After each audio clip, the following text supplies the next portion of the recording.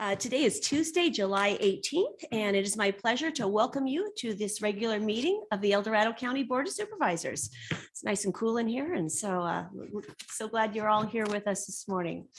At this time, I'd like to invite you to invite Pastor Craig Klatt of the Camino Adventist Church. Good morning. Welcome.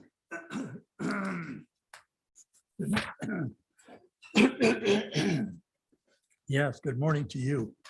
I would just like to preface my prayer time with a comment relative to the miracle that we have continued to experience in our county here with little Juniper's life that has continued to move steadfastly forward along with the others that, well, kind of an obscure part of our little people population, the least of these, is the most important that we can possibly support. So I live very grateful with that in my heart, and knowing that as we ask God's special touch in our lives here, that he's ready to do something special for us too. So we pause, Lord, this morning as this meeting convenes. We're thankful for the commitment of the leadership in this county to meet the challenges of life that affect all of us. In each of these things, Lord, we need the wisdom and insight that can only come from you to meet challenges with the answers that need to be brought forward.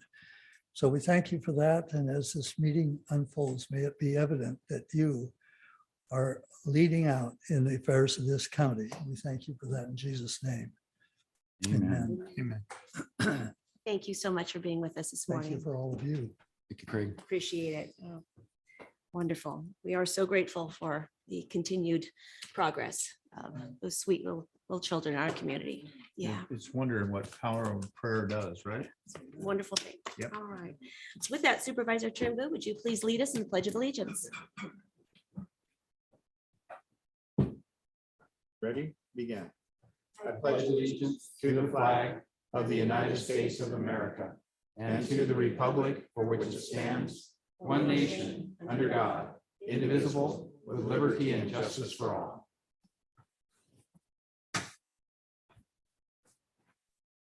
At this time, we move on to the adoption of the agenda and the approval of the consent calendar. I will start to my right. Supervisor Lane, do you have any changes or comments? No, thank you. Supervisor Heidel? I'd just like to comment on item 22. I think it's important to reflect that the 4th of July is celebrated annually. It is the birth of our nation, where we established our Constitution and subsequent amendments almost 250 years ago. So we have a strong history and heritage in this country. The declaration that's on the agenda of our American Christian heritage is important to help inform and educate the public on our beginning and evolution as the United States of America. Current educational materials may or may not include the relativity of this history, but we should never forget our history. And then I'd also just like to clarify that the purpose of this particular proclamation is stated in the background statement. This great nation was founded not by religionists, but by Christians, not on religions, but on a foundation of Christian principles and values.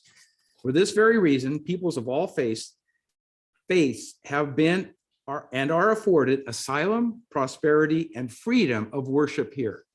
So it's clearly stating, don't forget our history, and we need to remember that we were founded based upon Christian faith. That's all this is. Thank you. Supervisor Turnbull? Yeah, I want to vote no on item number 4. There's some issues in there, especially when it comes to expenses. That, especially when it seems like the same person is getting paid over and over again. And then also because of it was the Sierra Relief, a wildfire preparedness and recovery effort that was scope of the work convinced me that $95,600 funding at this time was not appropriate. Art and culture, public events, artists outreach materials, and art gallery exhibits and artwork are not what is immediately needed for Grizzly Flats. With the uncertainty of the rebuild of Grizzly Flats, the money for this and the other scope of work items should go directly to infrastructure and not to the niceties that would come later. So it's a no vote on that. Okay. Supervisor Parlin?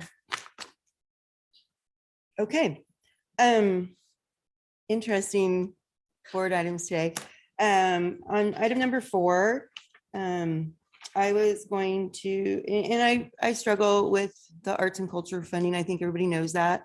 But I did ask for the expenditure report for some accountability that I think we're lacking in other contracts we have. And I appreciated the expense report and to show the accountability. And if the public has concerns, I'd like to hear from them. So I support the item and appreciate that report and hope we do that with other contracts that we have. And I'm going to register a no vote on item 22. I'm very concerned about it. And honestly, I went and looked up the full proclamation because the version that's on our agenda today is abbreviated. And one of the whereases, which is my favorite whereas, got left out, says that a principal reason for many who colonized the land that has become the United States was for religious freedom. And this still exists as immigrants continue to come here to leave religious persecution and to be able to worship as they desire.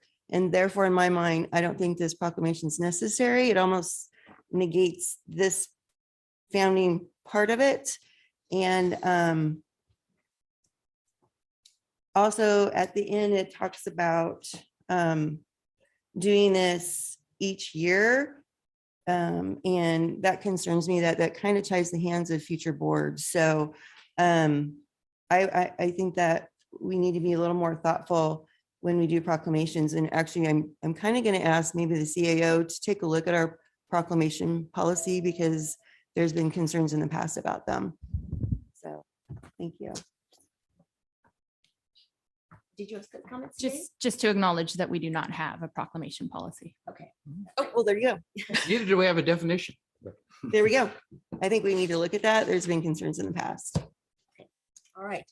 At this point, I have no changes to the agenda. And at this point, I think we'll take public comment. I would on like to the- just read a change into the record. Yes. Regarding item number 12, the responsible department should be a strike through the surveyor and to add the recorder clerk. It has to do with the county's display policy. Right. Change noted on item 12, moving from the surveyor to the recorder clerk. Thank you, Kim. And Madam Chair, I have one change. Yes, Tiffany. Yes, thank you. I have just one piece of clarifying information for item 3 under the financial impact statement of that staff report.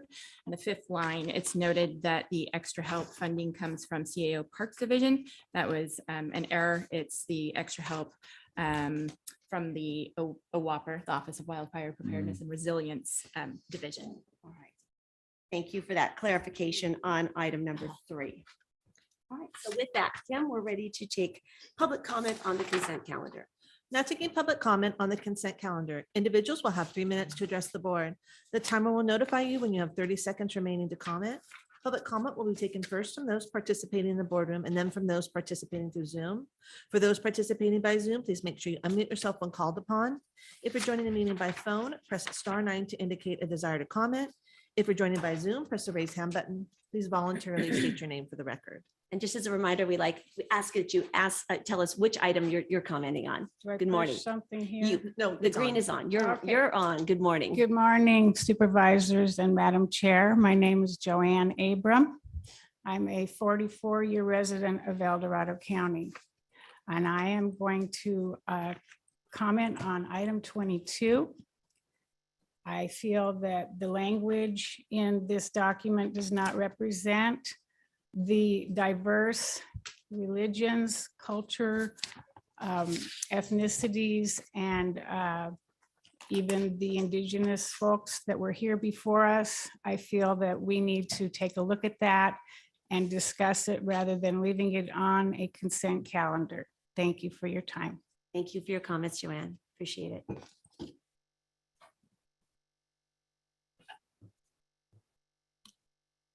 Good morning. Board. Hi, Chair. I too speak on item 22. My initial feeling when I read it was it just seemed so rude, like a slap across the face, like a total invalidation, especially since this is a predominantly white Christian country. our government, all three branches of our government are predominantly white Christian led. Even local government is predominantly ours and across the country. And so it just seemed unnecessary to state the obvious.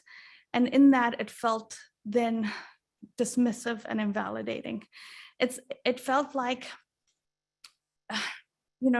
there's a mental disease, narcissism, narcissistic personality disorder, where it's all about me and it's all about elevating me and it's all about being superior, and that there's this whole hierarchy of people, and it felt like that. It felt unhealthy.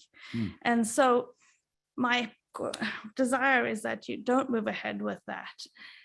And other examples that came to mind is like being out to dinner with a group of people, and you have one person who just takes up all the space, who says everything, and there's no space for other voices.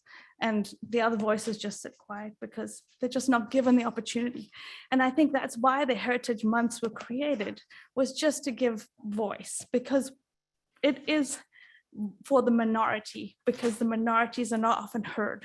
And so it feels like it's dismissing that whole process. It's saying that whole process of giving people a voice is stupid, and that's demeaning. And for me, America was built on for the land of the free and land of religious freedom. And we're proud of our diversity and our ability to get on and moving on from genocide and colonialism. And this feels like it's going backwards. Let me see if I say anything else. Yeah, I suppose that other feeling of narcissism is like a dad who wants to be involved in their kids' sports, so becomes a soccer coach, and then their kid is just completely in the background, and the dad is now the big shining star. And yeah, he always was the star. He always was the coach. He didn't need so much space. And so, yeah, I agree. America is built on Christianity. I acknowledge and I value that. I don't disvalue that. Anyway, thank you for this opportunity to talk. Thank you for your comments, Julie. Appreciate them. Morning, board. Good morning, Chair, Lars. Lars Knudsen, Pollock Pines. Agenda 22. That's like, is that the right one? Agenda 22. Yeah. And you know how I like to roll. Isaiah 22:22. Then I will set on thy shoulder the key of the house of David. When he opens, no one will shut. When he shuts, no one will open.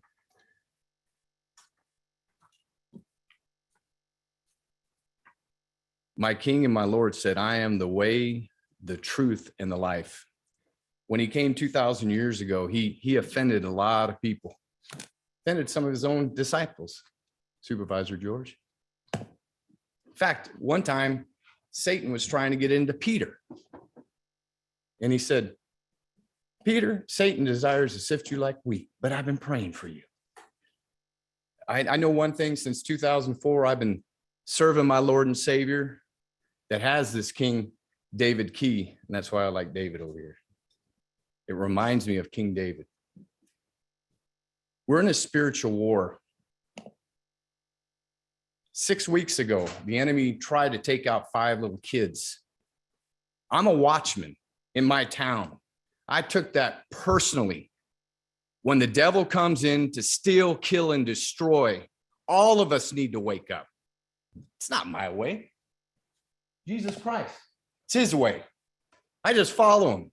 And I might get in the way of some people, but when you have hope, light, love, faith, and liberty, you get to bring that to people. So the Bible, the word of God, will offend. He said, who will make the kingdom and who will not? I used to be on every one of those lists, except maybe 1 or 2. Some people say, well, that's all I do. We're all guilty. I'm gonna leave you with this. This is in the book of Galatians. And I added something to it. Oh, you foolish, thoughtless, and superficial Americans, Galatians, who has bewitched you that you would act like this? To whom, right before your very eyes, Jesus Christ was publicly portrayed as crucified in the gospel message. I'm going to take the last 27 seconds and I'm asking the Holy Spirit to move on our county. And I asked him to bless all of us. Hey, I was a wretched man. I thank you for bringing this up. Keep bringing it up. People need the way, the truth, and the life. And that only comes through a relationship, not a religion. Grace and mercy upon this place. Thank you. Thank you.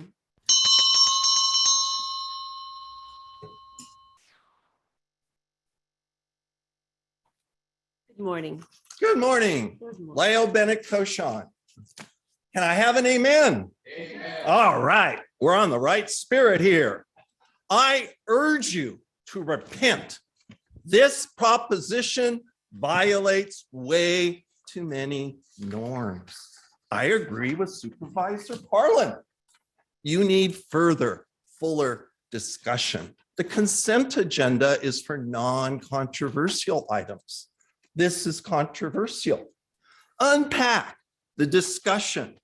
The great nation, this great nation was founded not by religious, but by Christians. That is a contested statement. Religious is referring to the deists, like Thomas Jefferson, who cut all the miracles out of the Bible and had a very short version. People want to argue he was a Christian. Well, he was nominal, but he certainly wasn't denominational.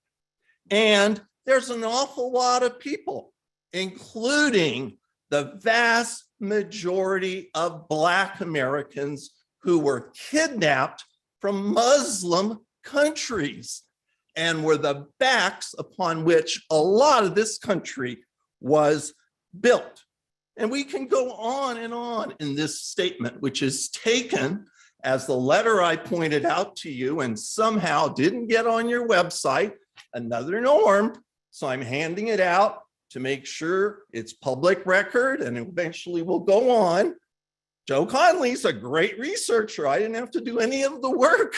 Go to those links. You can track this proclamation from the Congressional Prayer Caucus 2007. It failed.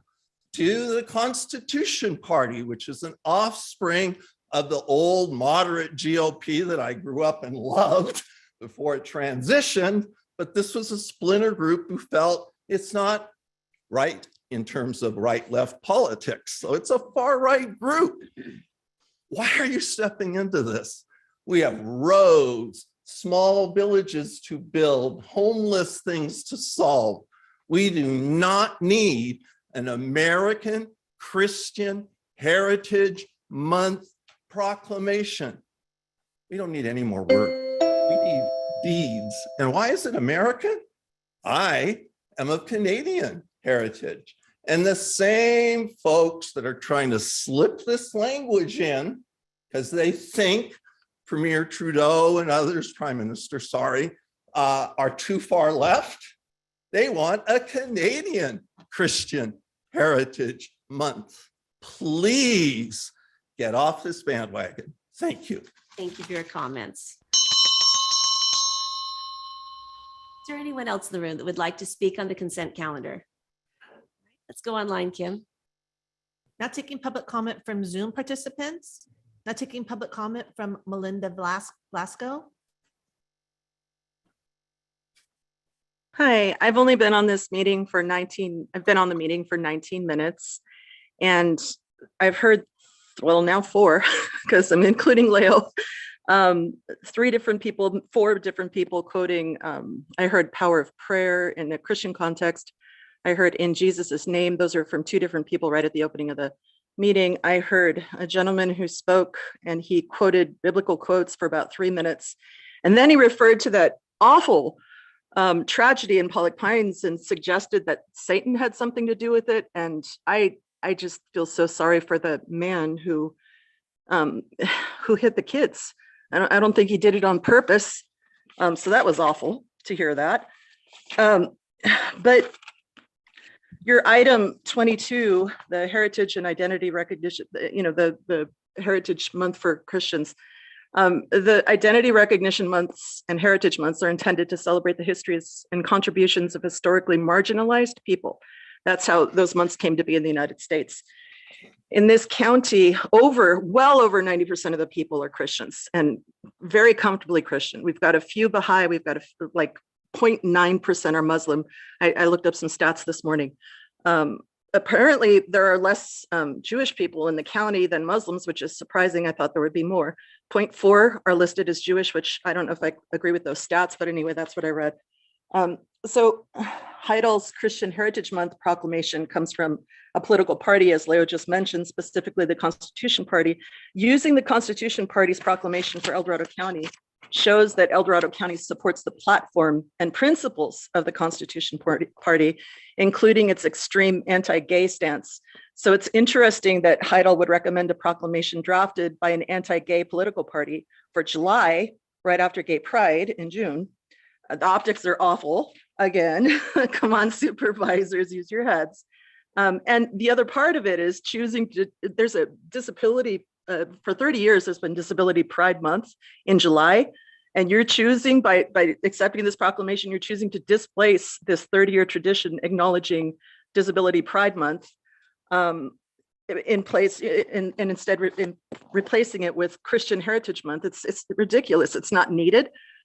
You're, again, displacing people that have already been overlooked, ignored, suffered enormous prejudice. It's just, I can't, it's shameful. So I don't know, Supervisor Heidel, I think where you're coming from, but it's just not the right move on a few different levels. And actually this time I also agree with Lori Parlin. Thanks. Thank you for your comments.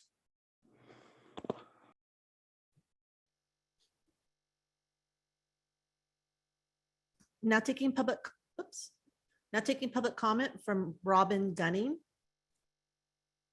Good morning, Robin. Good morning. Can you hear me? Yes, we can.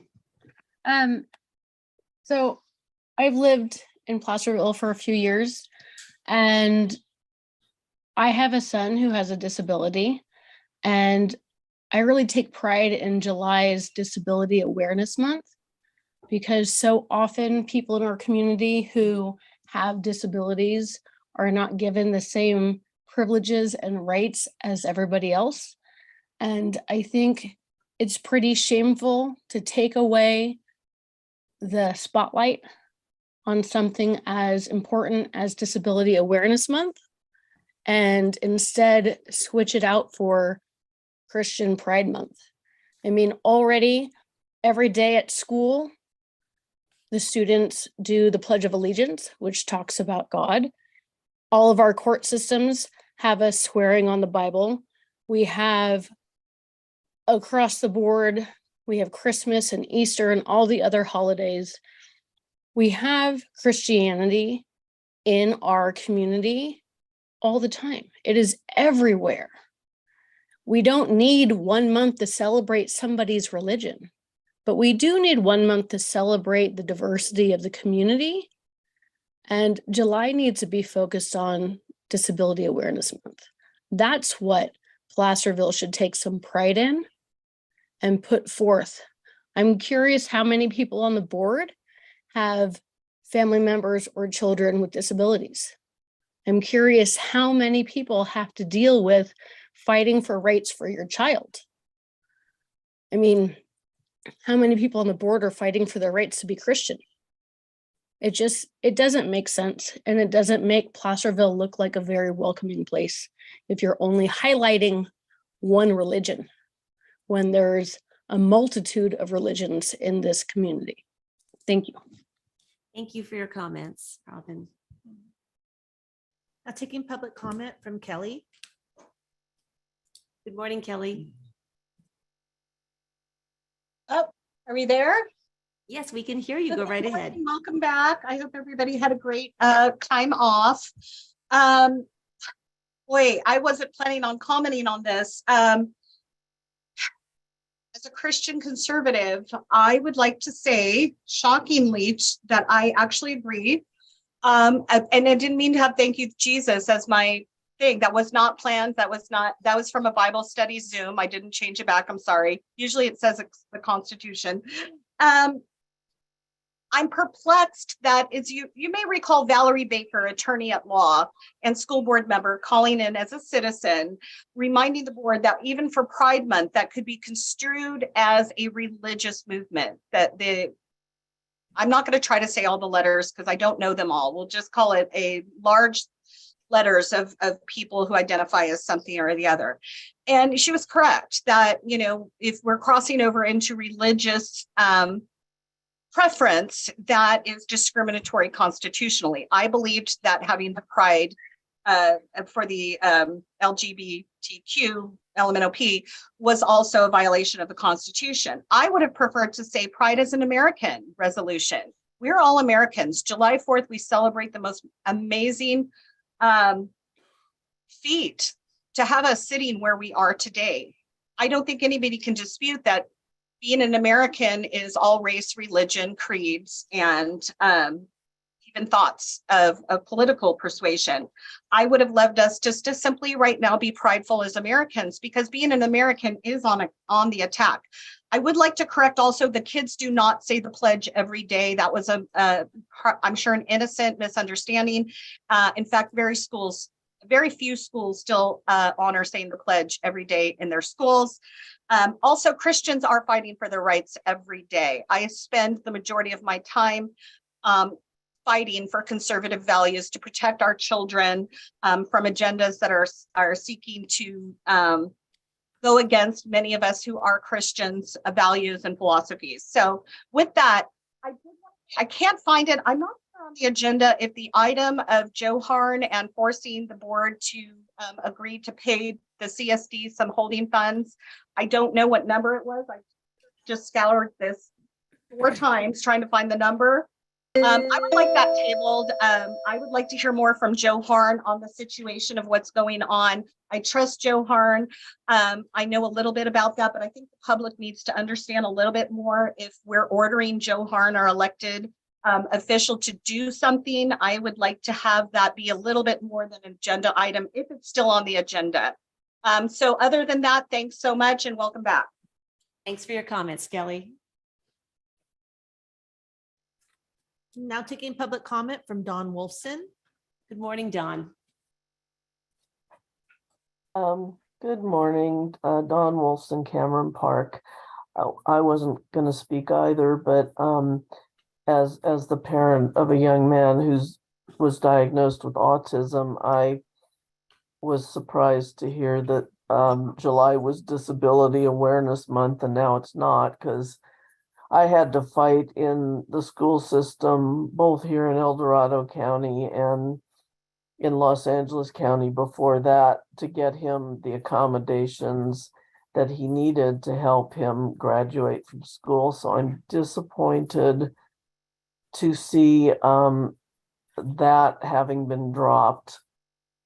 As the daughter of a Jewish man, I'm wondering if we're going to have Jewish Heritage Month in September, and as the niece of a Baha'i man, are we going to have Baha'i Month and so on? So I'm curious why all of a sudden Christian Heritage Month is coming up, and I'd sure like to see the Disability Awareness Month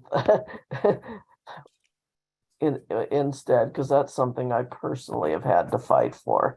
Thank you. Thank you. Appreciate your comments. Now taking public comment from Susan Chandler.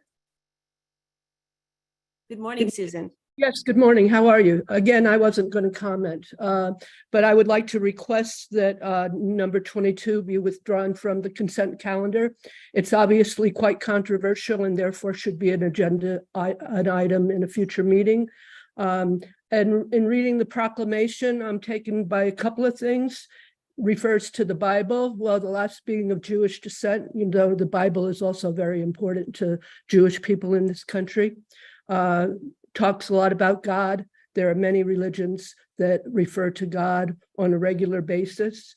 And in the final proclamation, it says that the rich spiritual and diverse religious history of our nation from the founding of the current day be affirmed.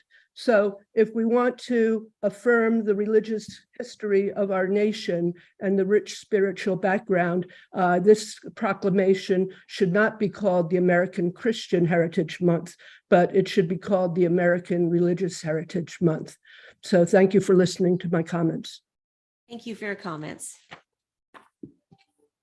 Now taking public comment from Housing El Dorado. Good morning. Good morning. Actually, this is Frank Porter, and I'm here today not representing Housing El Dorado. I'm representing myself, Frank Porter.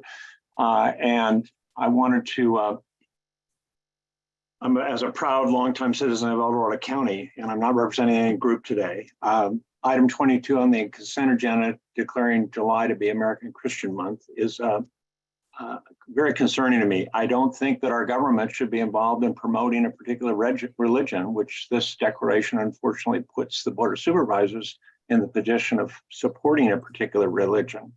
We are a nation founded by those escaping religious persecution, and our founding constitution established a separation of church and state to protect our citizens from any kind of discrimination based on religious beliefs. This declaration, as it's written now, is by singling out a specific religion, which, by the way, happens to be the religion that I believe in, unfortunately is contrary to those founding principles of our nation. The wisdom of those founding principles supporting freedom of religion is a fundamental building block of our nation. I know and respect John as a man of deep religious faith and as a man who lives his faith with honor, compassion, and diligence. However, in this instance, I respectfully urge a no vote on this resolution and caution that this is a slippery slope, and I urge the Board of Supervisors to postpone or table any action on item 22. Thank you for your time. Thank you for your comments, Frank. Now taking public comment from Lenny Vogt. Good morning, Lenny. Lenny. Good morning. Thank you for taking my call. Thank you, Madam Chair and the BOS members for your time today. Longtime listener, first time caller. Well, So welcome. I'll talk a little bit about Senate Bill 1383, which was a short-lived Climate Pollutants Act. Its aim was to reduce organic waste. Actually, Lenny, It's on the agenda. that is on our agenda. That'll be our next item. Oh, So I hate to say, this is comments on the consent calendar. Do you have any comments on the consent calendar? no, sorry, I'll wait my turn. Thank you. That's okay. Please call back in on our next item. We'll love to hear from you. All right, thanks, bye. Thank you. There's no additional public comment. All right. Just want to thank everyone for their thoughtful comments. We appreciate them. Bring this back to the board for consideration. And I do want to state that I will support item 22 as I see this as a support of a statement of our founding principles as a nation built on sacred ideals. It is not a statement of our exclusivity, as I truly do believe we value our nation that is rooted in religious liberties. That is a core function of that. And that's something that we recognize and value. So with that, can you read this item, Kim, with the changes? Adoption of the agenda and approval of the consent calendar with the following changes. There's a clarification to item 3. The extra help would be for the Office of Wildfire Preparedness and Resilience, not Parks and Recreation. Item number 4, Supervisor Turnbull will register a no vote. On item number 12, the responsible department should strike through the surveyor and add the recorder clerk. And item number 22, Supervisor Parlin will register a no vote. All right. So with that, do we have a motion? So moved. Second. Okay. All those in favor say aye. Aye. No?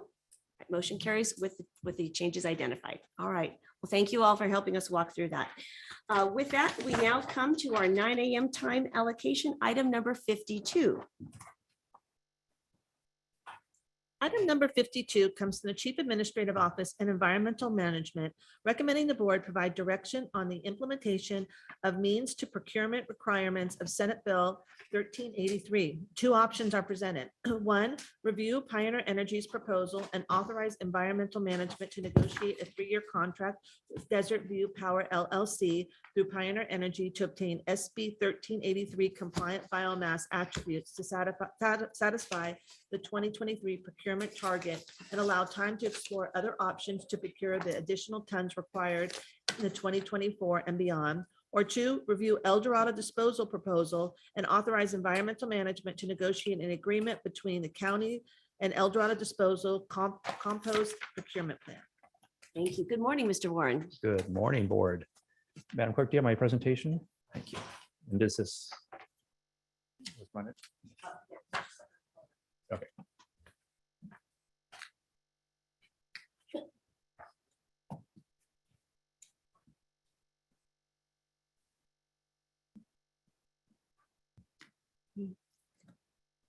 We have to come up with a different board item sometimes, so it's not just 1383 and trash. Sounds good. Bring it on.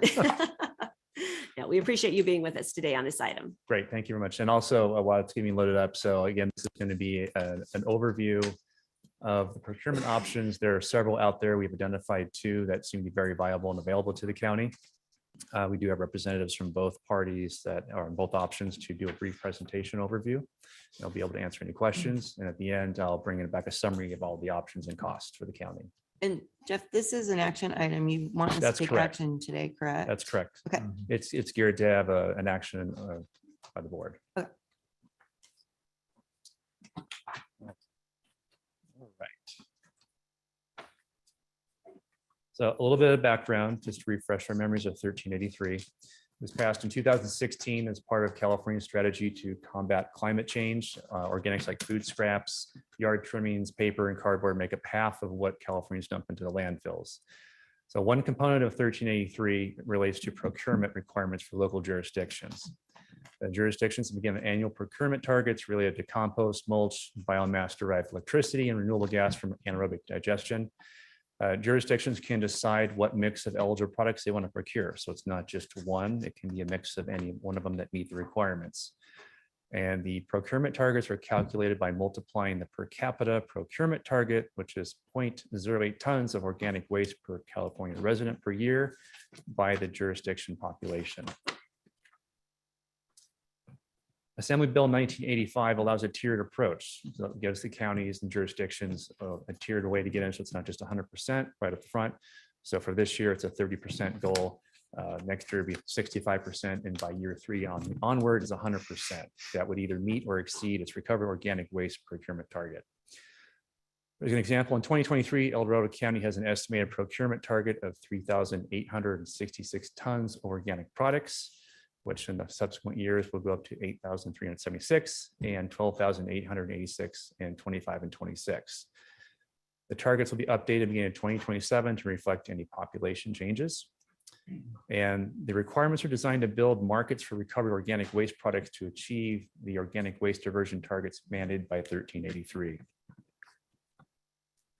So the types of procurement on this chart here also gives out the conversion factors. As mentioned, we have renewable gas from the form of transportation fuel, electricity from renewable gas, heat from renewable gas, electricity from biomass conversion, compost, and mulch. And the two that are highlighted here today with the asterisks are the two options that we'll be presenting towards your board's decision.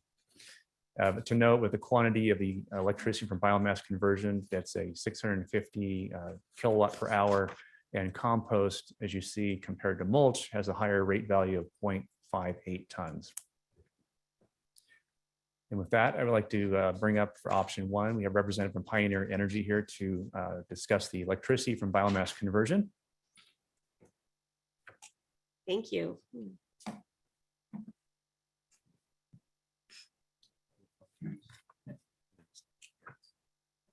Good morning. Welcome. Morning. Thank you for having us.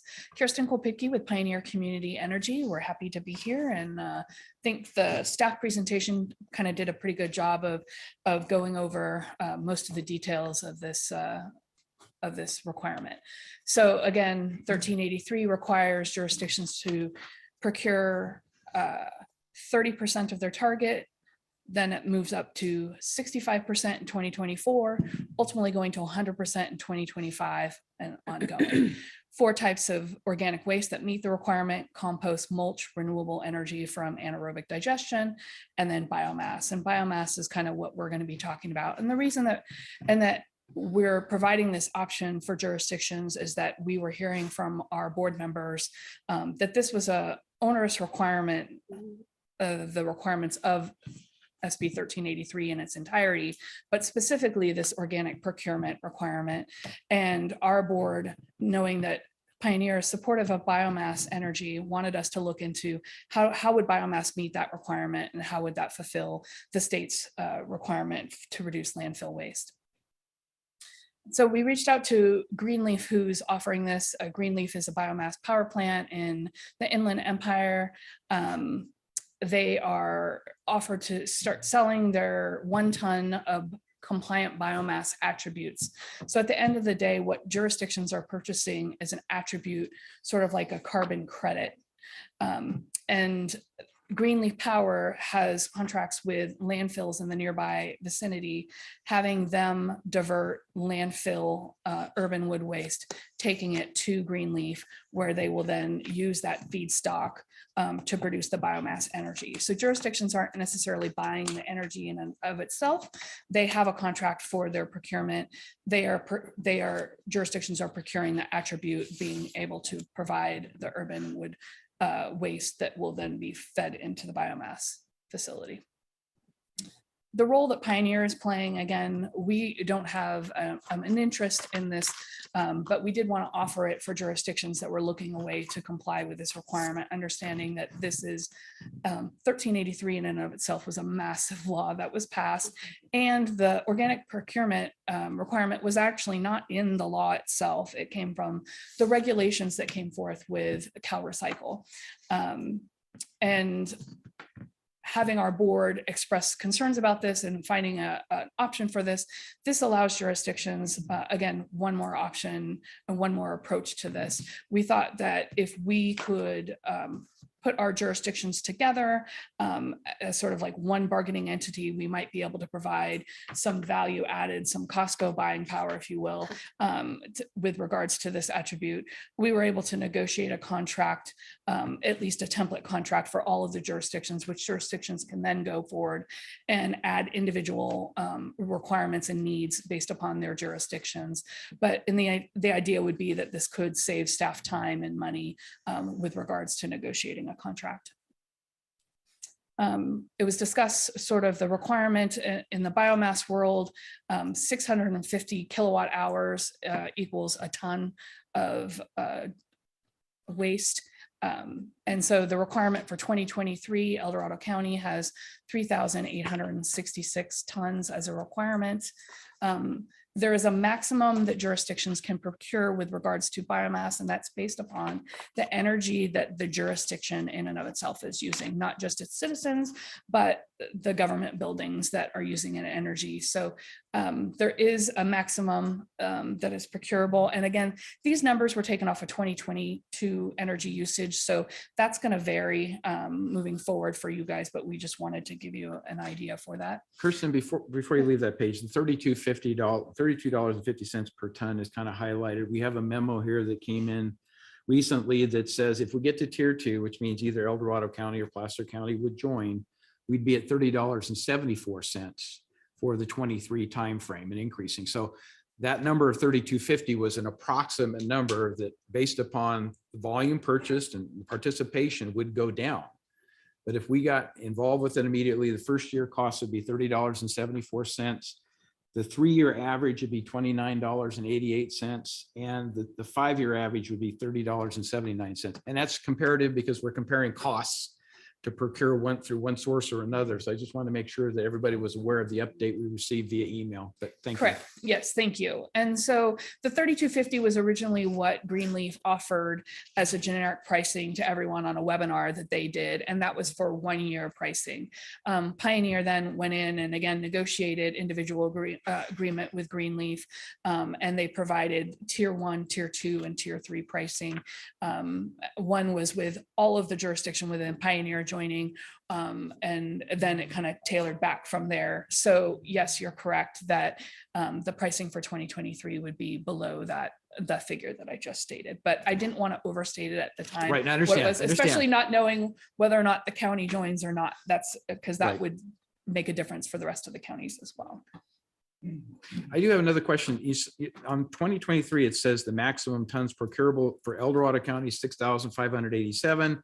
The requirement we have, which is subject to modification, is 3,866. So I wouldn't see a position where El Dorado County would want to procure more than we actually have to do to meet the obligation we have, because to acquire more just means we're under pressure to figure out, how we're going to make all this work ultimately, unless you accrue credits for following years. That part I don't understand. No, so El Dorado County is fine for 2023 if the county decided that it wanted to procure 100% of its requirement through biomass. Right. You'd be good for 2023. Got it. Okay. What gets sticky is when you move into 2024, you notice Yep. that the maximum procurable is 6,587 tons, but your target for 2024 is 8,376, right? Right. So there is a cap as to how much biomass could solve this. And I think that that's one of the nice things about the staff report that they pointed out, was that this isn't an all or nothing kind of arrangement. You guys have the flexibility to say, hey, we think compost might be a little bit less expensive, but we're not sure that we're going to be able to get rid of, multiple thousands of compost. Right. And we may want to subsidize that with the biomass. The nice thing about these contracts is, at least in terms of the biomass that we're looking at 3-year contracts. So it allows the county to be able to meet the state's owners' requirements, and then figure out long-term, what is our plan? But this gets you off the blocks and meeting the requirements. And I know that that's a difficult thing, because I've yet to go to a jurisdiction that is like, this is the best requirement we've seen yet. But we did want to find a path forward for our jurisdictions to meet the requirement that the state handed down. And then lastly, going into, I just got a question. One of the things is, have you guys looked at any biomass plants to being built? Yes, we are definitely looking at biomass facilities. We want to procure biomass. We want to see more biomass developed. There's a distinct interest in this area that Pioneer represents because of obviously the wildfire risks. And I think the community that we represent completely understands that.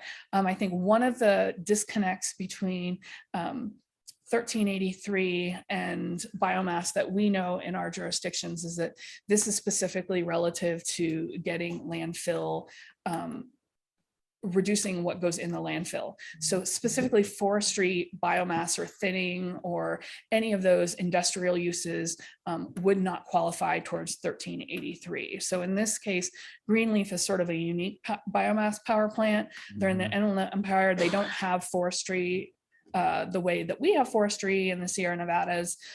So they have the ability to use urban wood waste, and they have a lot of that in their vicinity. I think that this idea of having a biomass facility that does use some urban waste has some merit to it.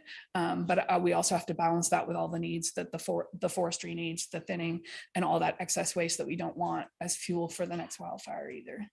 That answers your question. All right. Okay, lastly, in 2025, again, El Dorado County's 100% procurement goal goes up to 12,886 tons. Again, beyond your maximum tons procurable. And it turns out with the maximum allowed with the current proposal that Pioneer is putting on the table, where about half of it would have to be acquired through other sources than through this. So it's a point of diminishing return over the 3-year contract. But I view that as giving us the time to build the program with our ag community, with individual users, to work with El Dorado Disposal to create the demand, the need for the compost to be distributed, and allows us some time to get up to those points. Also recognizing, as I understand it from Jeff, is that these are our targets. If we don't obtain the targets, there probably won't be penalties immediately, but we need to understand that we're somewhat at risk if we don't achieve the target. But I think they've demonstrated some flexibility, the state has, in terms of how these things are going to be recognizing it's a startup implementation. Everybody's going to have some hiccups in terms of finding that norm of having the deliveries, the distributions, and everything else. But I personally think when it's all said and done, we need to look at a combination of things here, and we'll have that discussion. Okay. But thank you, Kirsten. So we did just sort of a comparison. And again, prices are going to vary depending upon what your options are. And you'll have the second presentation coming up. But what we're offering is attributes that are approximately $32.50 a ton. Obviously, we've talked about the fact that it would be less for 2023 and that your target is 3,866 tons. The estimated cost is $125,645. We have estimated that our attorney costs at this point are $10,000 to negotiate the contract, and that would be divided amongst the jurisdictions that are participating. I think at this point, we're looking at 5 or 6 jurisdictions, so it's a pretty nominal cost to negotiate a contract. As a comparison, the compost, $21 a ton is what we were quoted for Western Placer Waste Management Authority for SB 1383 compliant compost. Multiplied by your 2023 target. It's a 60% target for 60% of the overall target is sort of the conversion for a compost. And so the total cost for compost in 2023 would be $48,720. So we reached out to a trucking company to find out how much that would then cost to truck that material to wherever it was that you wanted to do. And that ended up to be another $48,600 for a total of $97,320. In addition to that, El Dorado County would obviously have to figure out where you're going to site this material. Is there going to be staff managing this material? And negotiate contracts with regards to that. And then of course, what are you going to do with 2,320 tons of compost? Because the next year you're going to get even more, and the next year even more. So just as an idea, because people wanted to know, like, what does a ton of compost look like? Because you've got 2,300 coming to you in 2023. So this is what 50 tons looks like. It's a lot. So some of the considerations, again, the price of compost and mulch vary wildly, and Greenleaf acknowledged that, look, this may be great for some jurisdictions. It may not work in others. Beginning in January 1, 2027, jurisdictions' targets are going to be recalculated based upon your population. So your target may go up or go down. If jurisdictions have received SB 1383 local assistance grant money, which I believe the county has, you should contact your grant manager regarding the use of the funds to pay for organic waste procurements. And then obviously we're encouraging each jurisdiction to conduct their own fiscal analysis to determine what is best for the jurisdiction. We received and learned about a notice of violation from from Greenleaf Power, had a conversation with them about what this meant. We've also talked to Cal Recycle regarding this notice of violation. They're in the process of trying to either eliminate or reduce the notice of violation that they received. They believed it was in error. As a result of this notice of violation, we also renegotiated portions of the contract to make sure that jurisdictions have the ability to, one, get out of the contract if for some reason the regulations, the law changes, that we have notification of any sort of problem in the future, so that jurisdictions have the option to not be associated with problems that are associated with the biomass facility. But having said that, in our conversations with Cal Recycle, they said this wouldn't impact at all in terms of whether or not this option is viable with regards to SB 1383. That is up to others to handle the notice of violation. It doesn't impact what they're doing. So we felt fine moving forward with Greenleaf in this capacity once we learned about it and made changes based upon that. Again, minimum term of the contract is 3 years, but up to 5 years. You have the ability to terminate the contract for any changes that are made in law or regulation. Pricing is improved, as was discussed, based upon the number of jurisdictions that are participating. The attorney's fees, we now know $10,000, and it's up to each jurisdiction to negotiate any final provisions in their contract. And we're asking that jurisdictions enter a contract with Greenleaf by July 31st, 2023, in order to secure the attributes and the pricing that we've negotiated. So that's the end of my presentation. If there's any other questions. Yeah, let's take questions on this now at this point. So let's see. John, do you want to? Yeah, let me, Comments and then we'll. I just want to start by saying there's nothing in this for Pioneer. I mean, people will read all kinds of things into it. This is a service offered to their member agencies to try to address the new demands of SB 1383. It provides us an option. That's all it does. We can opt in, we can opt out, we can try to find our own solutions. We can make a decision that we're going to come in with procurements that are under the target values if we decide to do that. There's some flexibility here. Personally, I don't like that idea because you never know when some administrator is going to change and all of a sudden you're going to start seeing fines or something because you didn't comply. I don't know enough about Cal Recycle to feel confident that as long as we're making our best effort, that will allow us to continue without fines, because it's not in writing, right? It's a verbal discussion that's been had. But I just wanted to start by making a statement. There's nothing in this for Pioneer. They're acting as an agency that will help us find the solution to this, because we did have the biomass discussions with Pioneer several years ago, and Pioneer is a member of a biomass provider and looking for new sources. It'd be great if we had a new biomass source in El Dorado County that would sell the power to Pioneer, because you would have the ability then to use that power locally as opposed to going into a larger networks per se. So I think there's benefits of that. But the other thing that I think is paramount here is that we need to look at this from the standpoint of where are we going to be in 4 or 5 years? And are we really going to be able to achieve this? This is a 3-year contract. One of my concerns is what happens after that 3 years. There could be legislative changes.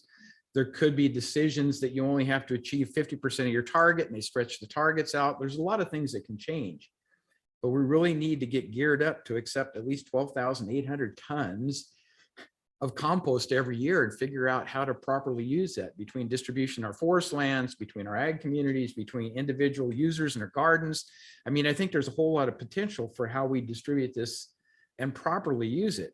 But it's not without saying that anything that gets determined through a pilot program or something is not real acceptable or not very usable. I understand we're going to talk about a pilot program a little bit as well, that we could end up with this situation that what do we do with it now? Do we just accumulate it? So I'll wait until we've heard from El Dorado Disposal, have that discussion about what happens with the storage sites and everything else.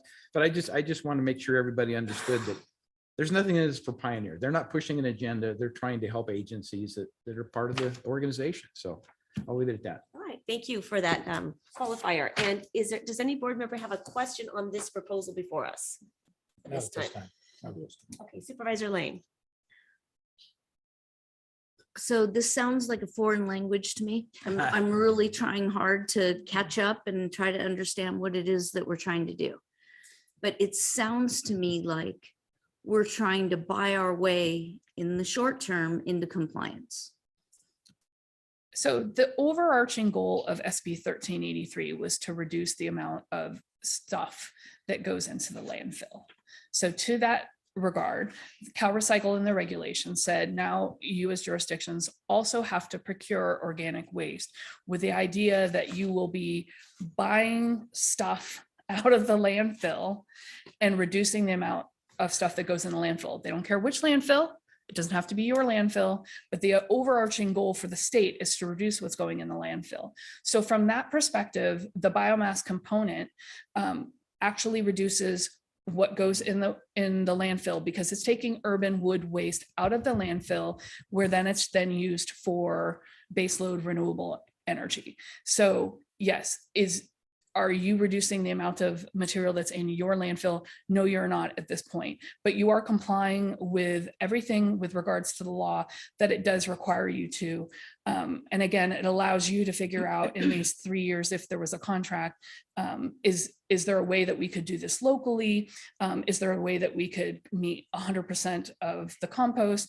The difficulty with the compost and mulch that we're hearing from a lot of jurisdictions is they just don't know what they're going to do with all of this stuff every year. Right. If it was a 1-year requirement, or if it was the 30% for the rest of the time, I think jurisdictions might be able to figure out how to finesse that.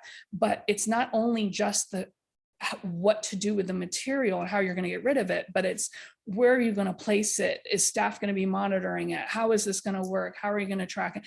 All of those things that go into this. In that sense, the biomass option is easier because you don't have to, there's no product in your hand at the end of the day. Right. You complied with it, you will get a certificate that you complied with it. It just didn't end up in a product in your hand. Whereas the compost mulch, it would. If that So, makes sense. but it sounds like to me, and again, I'm just coming at this at a very elementary level, but what it sounds like to me is they want us to divert organic waste from the landfill. And when we do that, it creates a product that nobody knows how to use. So they're requiring us to buy it back. Correct. So it's an odd little thing. Correct. I think that in the long run, and so I see this as a very short-term solution if we're going to do this, and we only would do it because otherwise we won't comply and we could face fines, but it's going to cost us money and it's not achieving what SB 1383 really wanted to achieve, which is diverting organic waste from your landfill. It will only make sense to be ours, right? And then not creating some kind of product that we then have to buy back and distribute free because we're stuck. So ultimately, I think I would like to see what is that long-term solution? Is there some kind of waste energy conversion unit out there? There's some that are on trailers that could temporarily maybe be brought in, but we have to think way further down the line. We're buying ourselves out of the problem right now, but that can't be the ultimate solution. I know I see South Tahoe Refuse is in the room.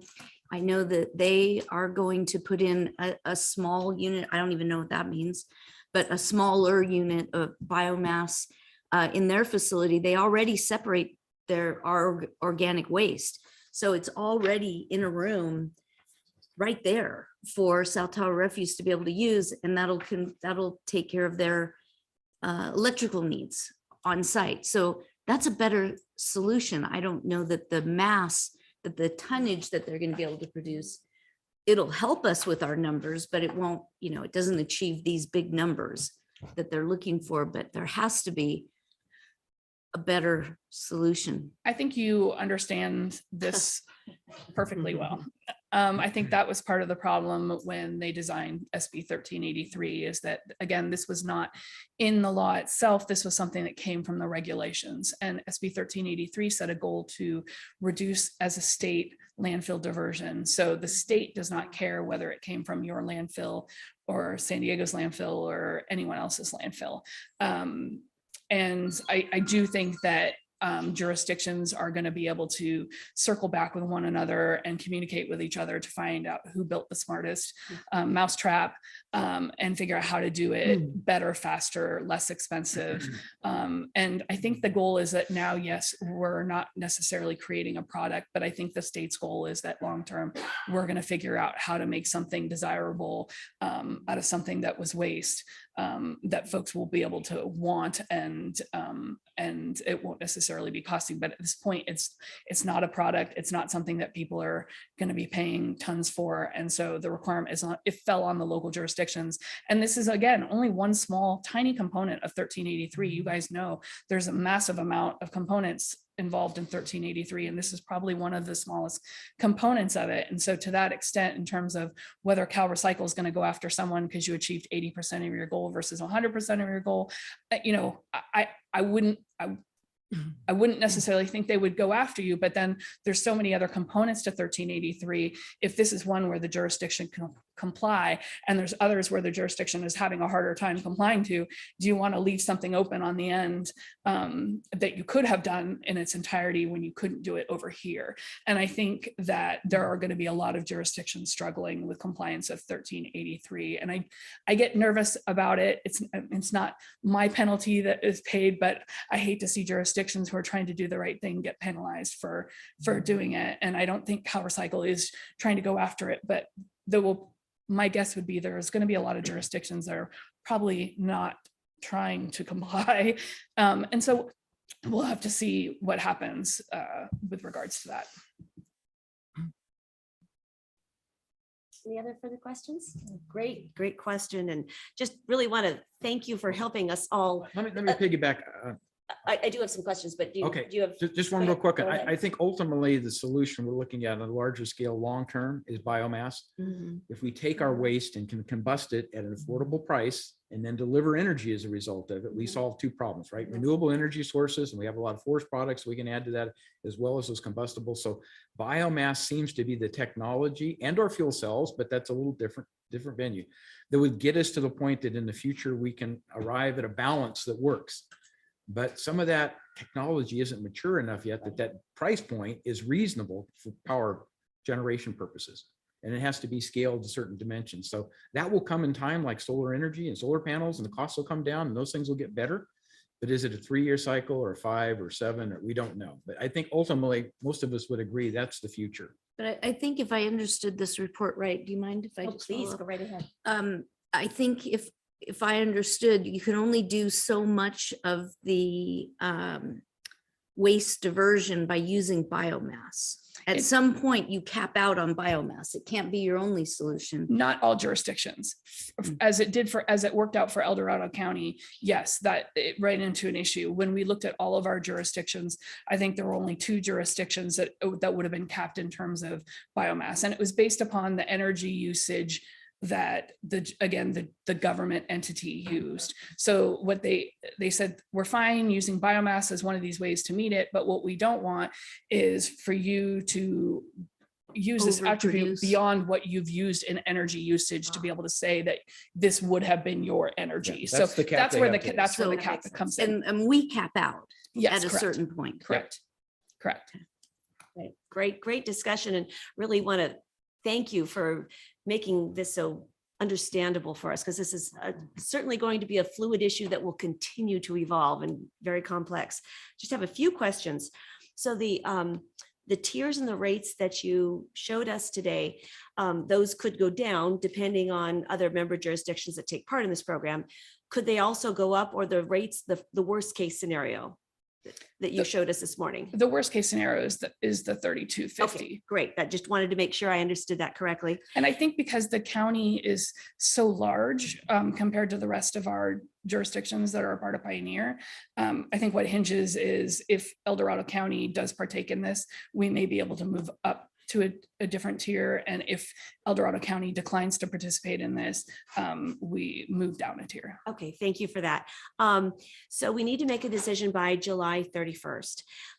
So am I assuming this is an all or nothing thing, or can we opt in later if we make a different decision? If we find that if we do, now we haven't seen the next proposal, but if we do decide to go with a compost, we find, gosh, you're right, we really can't use all this compost. We don't quite have a market for it.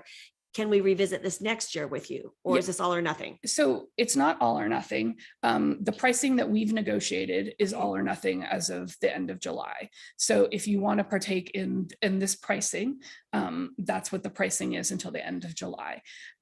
If you want to defer a year and see how this is working and come back, your only limitations at that point are, does Greenleaf have attributes available to sell? Okay. They're limited as to how much material they can take in and use. So there's only so many attributes available for sale. And once those are all procured, they're done. Okay, but that's helpful for us to Yeah. understand what the range of our options are, so we can make as informed a decision I as think the possible. pricing is going to be the variable, because Right. if they start requiring agencies that have denied response, They may jump on board. Yeah. then the pricing sure. is going to go up because they're going to be grabbing those resources. So every year is going Understand to be a that. different scenario. I Yeah. just want to know what our full range of Yes. options are. Yep. I guess the last question is from staff.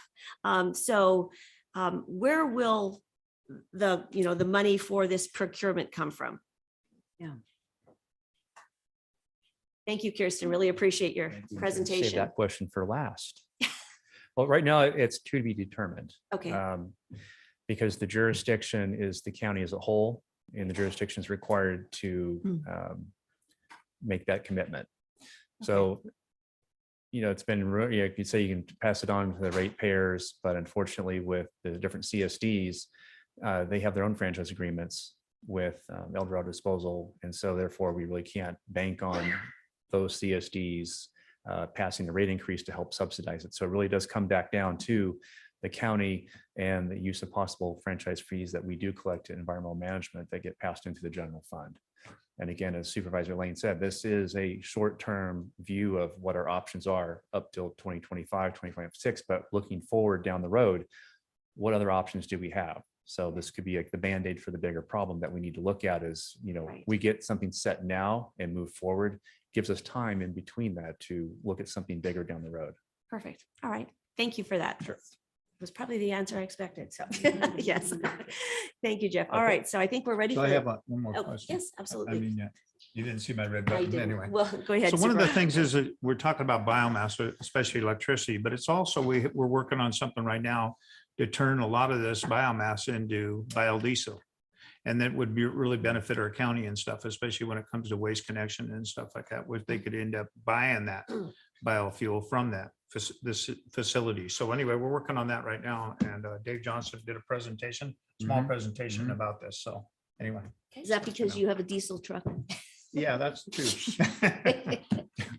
That's not where the state's going. No, I but know. okay. It's going to resurrect its gas station. Resurrect it. Yeah, exactly. All right. So are we ready for the next presentation? Yes. Great. Excellent. Thank you again, Kirsten. Great presentation.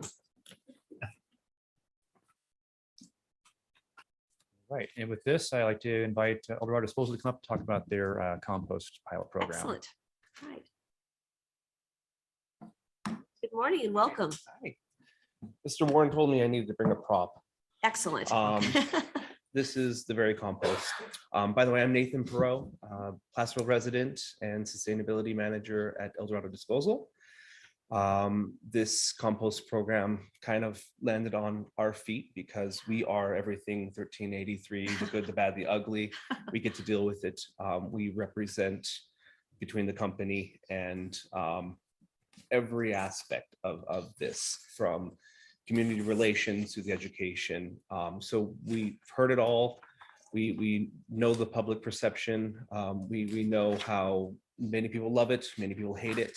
But all of those politics aside, I'm very happy to talk compost to you because this is something positive out of the state law. If you are to look at compost, for one, it comes in a lot stronger than other options. Compost has a ratio of 0.58. So instead of that 12,000 tons, you're looking at about 7,400 by 2025. So a little bit more reasonable. And if we're trying to put our mind to that, a truckload, one of our trucks, 43 feet, would carry 20 tons. And if we were to do 100%, it'd be about 4 trucks a week. So it is substantial. Don't get me wrong. Yeah, but I believe we can do it. And I have a few things we'll go over, answer your questions when it comes to how are we going to get rid of this? Because I know that's the biggest question. Let's see. We've already discussed a little bit of this. I'm just going to go right past it. We talked about the tonnage, so much of this is the same. If you do go with compost, you're looking at 7,474 tons annually is where you would need to be by 2025 if you were to get to that beautiful 100% rate. I personally believe that Cal Recycle, especially in its literature in AB 1985, specifically kind of lends some language to more of a best effort to get into these goals. They don't specifically say, yeah, you must be there or penalties will arise. They want to see efforts from the jurisdictions that they're building procurement programs. And let's see. Well, if you aren't familiar with our program, with what we do with already 1383, we pick up your green waste and your food waste.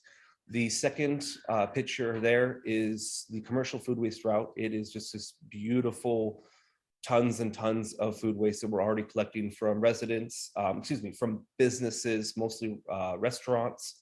But now we are picking up mixed green waste, food waste. All of this would be combined, it already is at the MRF, and it's being taken to composting facilities which can accommodate both food and yard waste. These composting facilities use static aeration. It is industrial composting where they grind and they use air piped up from the floors to regulate temperature over time. And temperature over time is just like baking. And essentially that's what you're doing. You are cooking this material throughout a period of time of a couple of weeks and turning it into a useful product. You're doing it much faster than you would on a smaller scale in your own backyard in a tumbler, or how a lot of people do it themselves. But the end result is a product that is biologically stable. You know, because you've heard of compost fires, and a lot of those tend to be from like manure-based high nitrogen, but nonetheless, that is a potential. But this would be cured compost. It would be made from a municipal source. So when people don't put the right things in their green container, as best as we try to do it to eliminate contamination, they do get in there. So just like the kind of when you go to the garden store and you buy the bag of mulch, if you've ever looked close enough, you'll probably see a little flake of plastic, or you know, a little piece of this and that aren't supposed to be in there. So just full disclosure, and that's what compost is when you make it from these sources. Unless you're making it in your own backyard with your own food scraps, that's just where it is.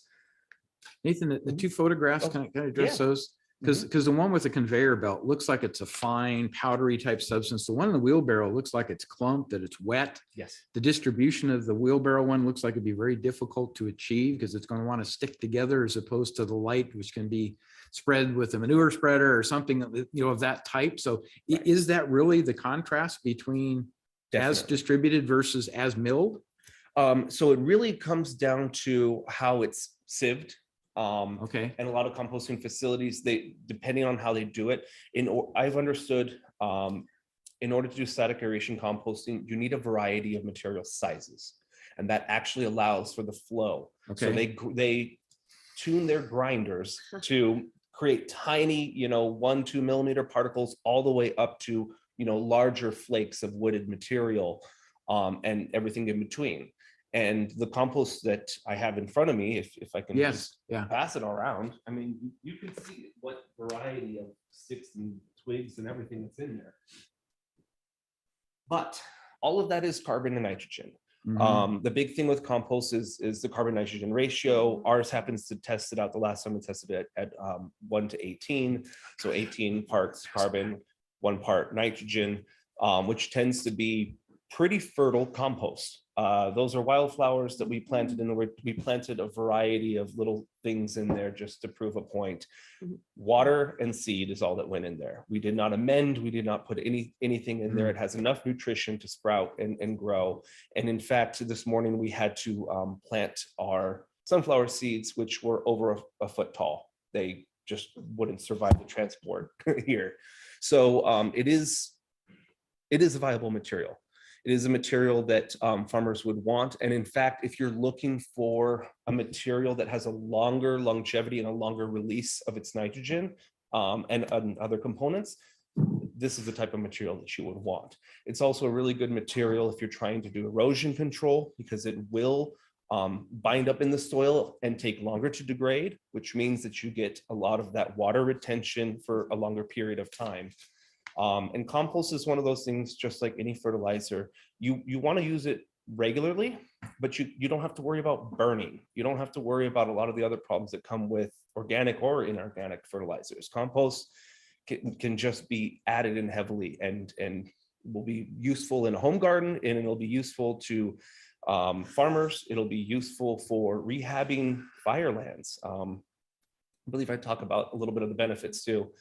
Soil health is a big problem in a lot of areas. We were a mining area. There's a lot of poor soils, a lot of disturbed soils that really could rehab with some carbon and nitrogen. Also will increase native grasses, which is always something that we want. We want native species. We don't want non-natives. Ask a farmer how much they hate star thistle, they'll tell you. And a few other things, you know, if you can show to our residents the things they're putting into their green carts turn into a product that they're going to be able to take back, that is a huge PR for the program. Like the program or not, if you want to encourage the program to be done successfully, and I know Cal Recycle wants us, they're looking at our diversion rates, they want to see this program succeed. There's, you know, then why not show our residents that hey, please don't put plastic into those green carts. Please don't throw trash in there just because it's an extra, cart. It does actually affect the product that is coming back to this community. And that will be helpful for trying to get a little bit more of the perception of the program positive. I got a question. Please. When I was on the Solid Waste Advisory Commission here in El Dorado County, we visited Placer County, their site up there. Mhm. And they were doing composting back then. That was been maybe 12, 14 years ago. How come we've never moved forward with that? My understanding is the site of the MRF, it's very limited, especially now with all of the construction and everything going on. But you probably need about 10 acres to do a composting facility at the minimum. So Waste Connections does have a few sites in California, Northern California. It just is a matter of space. So the biggest thing is that you're going to have, if we don't have the space here, we're going to have to haul it somewhere else to be able to do that. So there's going to be a cost factor there too, correct? Absolutely. And it is factored into the price. And the nice thing about that is, even though it does have to be hauled, we're hauling material both ways. We're not hauling an empty truck back. And that does help with the cost. And when you look at the price points at which we're willing to begin offering the compost, we've factored that in. Yeah, because I remember on food waste, I'm trying to remember here, but I remember a lot of it was hauled out of here to Nevada to a biomass facility that was in Nevada.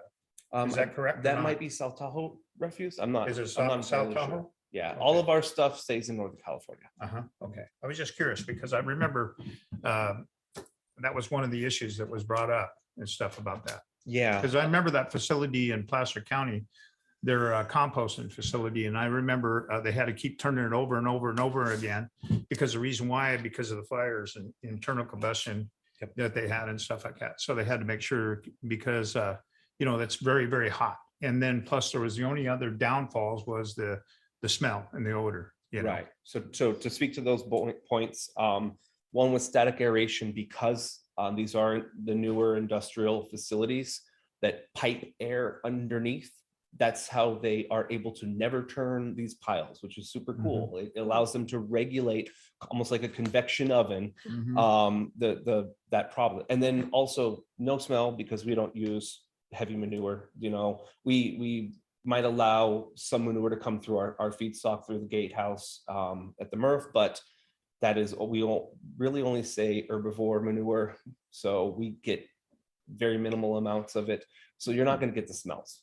Even though there's food in this, by the time it's fully processed and cured and would ever return back to you, it would smell just as clean as anything, it smell like wet dirt or, the first rain of the season is what it smells like. So even if a composting facility happens to be right outside your back door, you're not going to really notice the smell.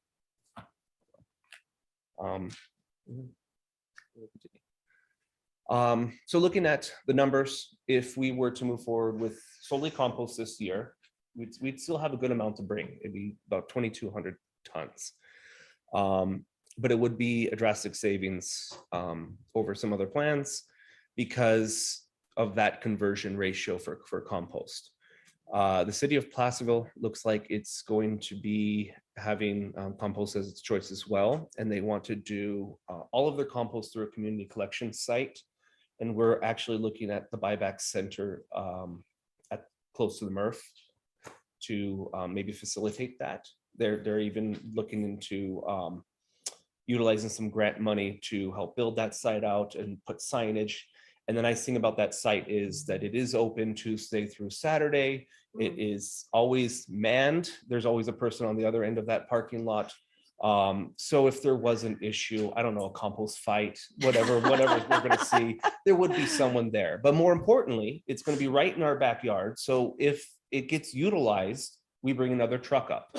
And this is the thing that we're really offering is the scalability. We will scale to demand, which means that if we only hit 15% of that 30% goal this year, because we're already halfway through, then that's okay. It's okay for us as a hauler. And I do believe it's okay for Cal Recycle because we're still ahead of the game. As far as 1383 goes, we're ahead of the game when it comes to the state, to the average jurisdiction in the state. And when it comes to procurement, just having these conversations puts us ahead of a lot of other jurisdictions who haven't even still begun to even think of procurement. And as time goes on, when it comes to the county, I believe the county would also need a secondary a site. So Placerville would probably get rid of its procurement through the site in by the MRF. And we haven't really begun to go down the road, but we think we could possibly make the buyback center in El Dorado Hills work for a county site.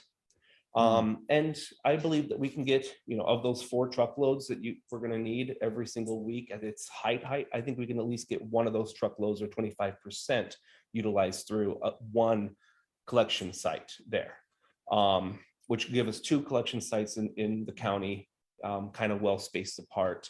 And we could even look at other sites. We're just kind of looking at what we possibly could help provide and work with.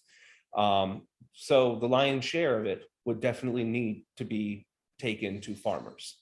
And that's going to be a big buy-in. And we've had a lot of conversations with farmers. There's not going to be a holding site. These are going to be trucked up directly to a community collection point or directly to a farm at 20 tons each. And that helps, again, the scalability. It means that there's not going to be a mountain of compost somewhere in someone's backyard that just keeps growing because there's not enough people to shovel it into pickups, or it's too hot or it's too cold to apply compost and no one wants it seasonally. So we're going to be very flexible with the seasonal variability of this too. Quick question, Nathan. Does this cost include the cost to take a truckload to a farmer site as identified? Or would there be additional costs for that? So yes, we wanted to give you a price point to a specific geographical location that would cover the cost of the compost, as well as the hauling to Placerville. And we kind of just pinpointed the MRF because that's where we do all of our business. That's where the trucks are going to come and go from anyways. And so we basically said any community collection site or farm that is as far or closer than the city of Placerville would be at this $32 cost. And then the law would allow us also to ask a farmer for a subsidy or a shared price for hauling alone. The material would never leave the truck. It would just be trucked through Placerville, say to Mount Auckham. And then we would, as a company, we're looking at the costs involved with moving, a full semi to some of the extremes, and it would be a variable price. So, just up the hill would probably be, $100 because it's only an extra, 30 minutes of driving time. But if we're going to take it to Mount Auckham and we've got an hour there and an hour back, I mean, there's a lot of operational pricing. And the only way we could do that is either to increase the price of the compost in general, or ask the farmer to subsidize the hauling costs, which again would be pretty reasonable. If you're looking at some of the extreme, which we're looking at maybe $300 in some of the most extreme areas of our county, you're still getting 20 tons of compost for $300 to the farmer. And for a farmer, that's a steal.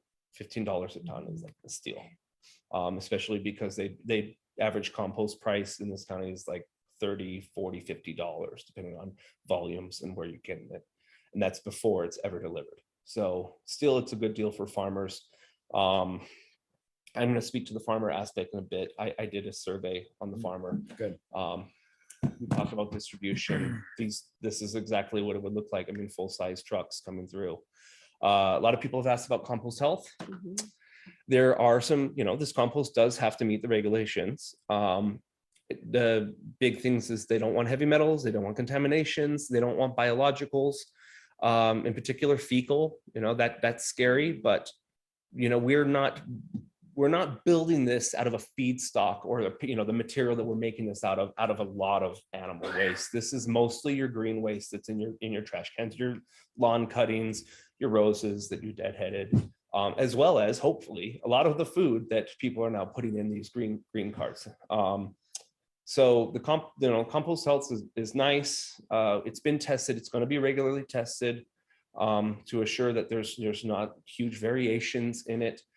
There will be some seasonal variations because people put different types of plant material or none at all throughout the seasons. But for the most part, it's going to always be a healthy product, consistent product. So when a farmer needs to report on an application of compost on their farmland, they can reach for lab analysis and feel sure that they're pretty confident knowing how much nitrogen and whatnot they're applying. Yeah, I got a question. Mhm. Are you guys looking at biomass at all? Not in our wheelhouse yet.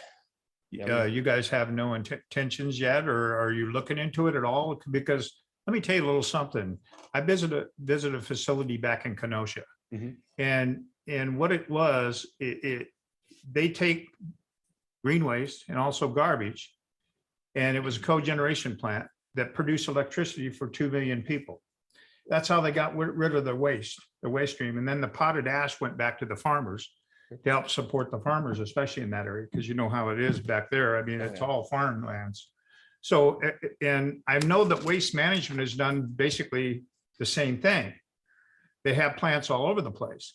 And they have a biomass facilities, are cogeneration plants where they burn the garbage and everything, produce electricity. Yeah.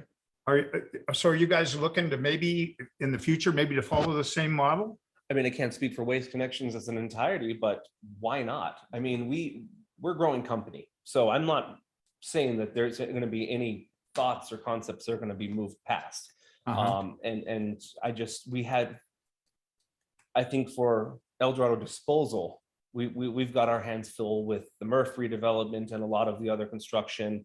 I mean, we're throwing this compost out because this is already a product that we do have. We have the means to meet these regulatory requirements immediately. But in the future, I mean, there's nothing against us from potentially looking for other means or subsidizing compost with biofuels, because biofuels is an option to I think it's like 25 gallons of biodiesel equates to 1 ton offset. So there's means to do this without only compost. And in the future, if we see the need to, it might actually, as a company, spur us to possibly make investments. Yeah, because I remember bringing this up about 12 years ago when I was on that Solid Waste Advisory Committee for El Dorado County, and talking about different ideas and new technology and thinking outside the box, because that's what we need. Our future is coming, and we need to do whatever we can to get rid of our waste stream. Yeah. And so we need to start looking towards the future is what we need to do. I mean, I'm all for it. As crazy as it seems to be, even burning your trash, the recovered material that you get from it, the scrubbers that keep the air clean from the process are far different than they were 20, 50 years ago. The technology is getting there, but with time, we don't have that on our side right now when it comes to this. I hate to say it. You're totally correct, Supervisor Turnbull. As an environmentalist, I'm all for it. This will be Totally. emerging technologies. And I Yes, think the exactly. whole point But I is just to- wanted, and that's what I wanted to ask them about is, are they looking into new ideas and new technology? And the whole And that's intent what of this, we should be. of SB 1383 is to Yeah, build exactly. procurement programs for Right. the future. And that's, Right. it'll force the issue. So you're right. I'm But, going to I tell think it's Sue also you have important. that question. It's Sorry. also important to I think that we stick with the options before us today, while recognizing that it's going to force the issue on these other programs, which will be a good thing. So, all right, so let's keep going with the presentation. I'm just going to talk to the farmer aspect because again, the great. farmers are going to be your big buy-in. They're going to move the volume. Yep. Did you have a question? Oh, okay. So we put a Survey Monkey out to some farmers. We've been working with Ms. Milla from the Ag Department and trying to go to these farm and ag communities and just say, hey, who's interested? And a lot of people right up front were worried about free. They were worried about the material, they're just thinking, are you just going to drop mulch and chips? Like what, this is too good to be true. Come on. And then a lot of people are just like, well, why would I do that? I farm conventionally, just give me my chemicals. And so we've gotten a mixed bag of people too. But when it comes to the farmers who did answer the survey, 93% said, yes, I'm interested. And then when I asked how many people have actually used compost, 37.5% said they had already used compost. So there's already people buying and using compost on their farms. Most of these are vineyards, I have to say. I did not get to connect with a lot of ranch lands. And if you think about ranch lands, they're going to be the best buy-in because they have the most land and they want grass. And the one thing that compost is really good at doing is just growing grass and keeping beautiful grass going. And then when I asked, the one thing is we asked about organic. So there's a lot of organic farmers, and this is something to keep in mind, that a third of people said they were only interested in organic compost. So the facility that we're looking to bring this compost from is working on an organic certification, but you know, a third of them would not be ready to take this compost until that certification was there. I'm hoping soon. I cannot speak to any timeline, but it looks pretty positive that one day the compost that we're ready to bring right now will be certified as well. And then we asked, can you get a tractor trailer to your facility? And surprisingly, for me, even me, 87% said yeah. So I think because a lot of wineries are already used to mobile bottling lines, they've already had tractor trailers coming up to their facilities. So it's tight, but you know, a driver can get up there. And then we even asked, I even asked about sharing. A lot of farmers said they'd have no problem. So when it comes to quantities or getting to the site, a lot of farmers said, you can drop at my site. And if my neighbors want to come with their pickups and pick up from me, they can do that as well. So, you know, that's not surprising if you know the ag community. They're very pro sharing. They're very pro, you know, helping each other out. And that also includes with spreaders and machinery. So there will be that need too, because if people have never applied compost, they're not going to have a manure spreader or something that's going to be spreading out, and they're going to need to have access to that, or they're going to have to work a lot harder. So there's that buy-in. If the machinery is available to help put the compost out on the land, there's going to be a bigger buy-in and more interest in it from the farmers as well. But it looks like they're already doing it. And then I asked, would you see yourself using compost year after year? Because again, this is not just a one application. Application rates look somewhere between 2 and 10 on the small scale tons per acre. So a 5-acre farm is only going to be able to do a couple of its acres with a truckload. And again, compost can be applied year after year. And 87% said they were interested in applying regularly, not just one-off.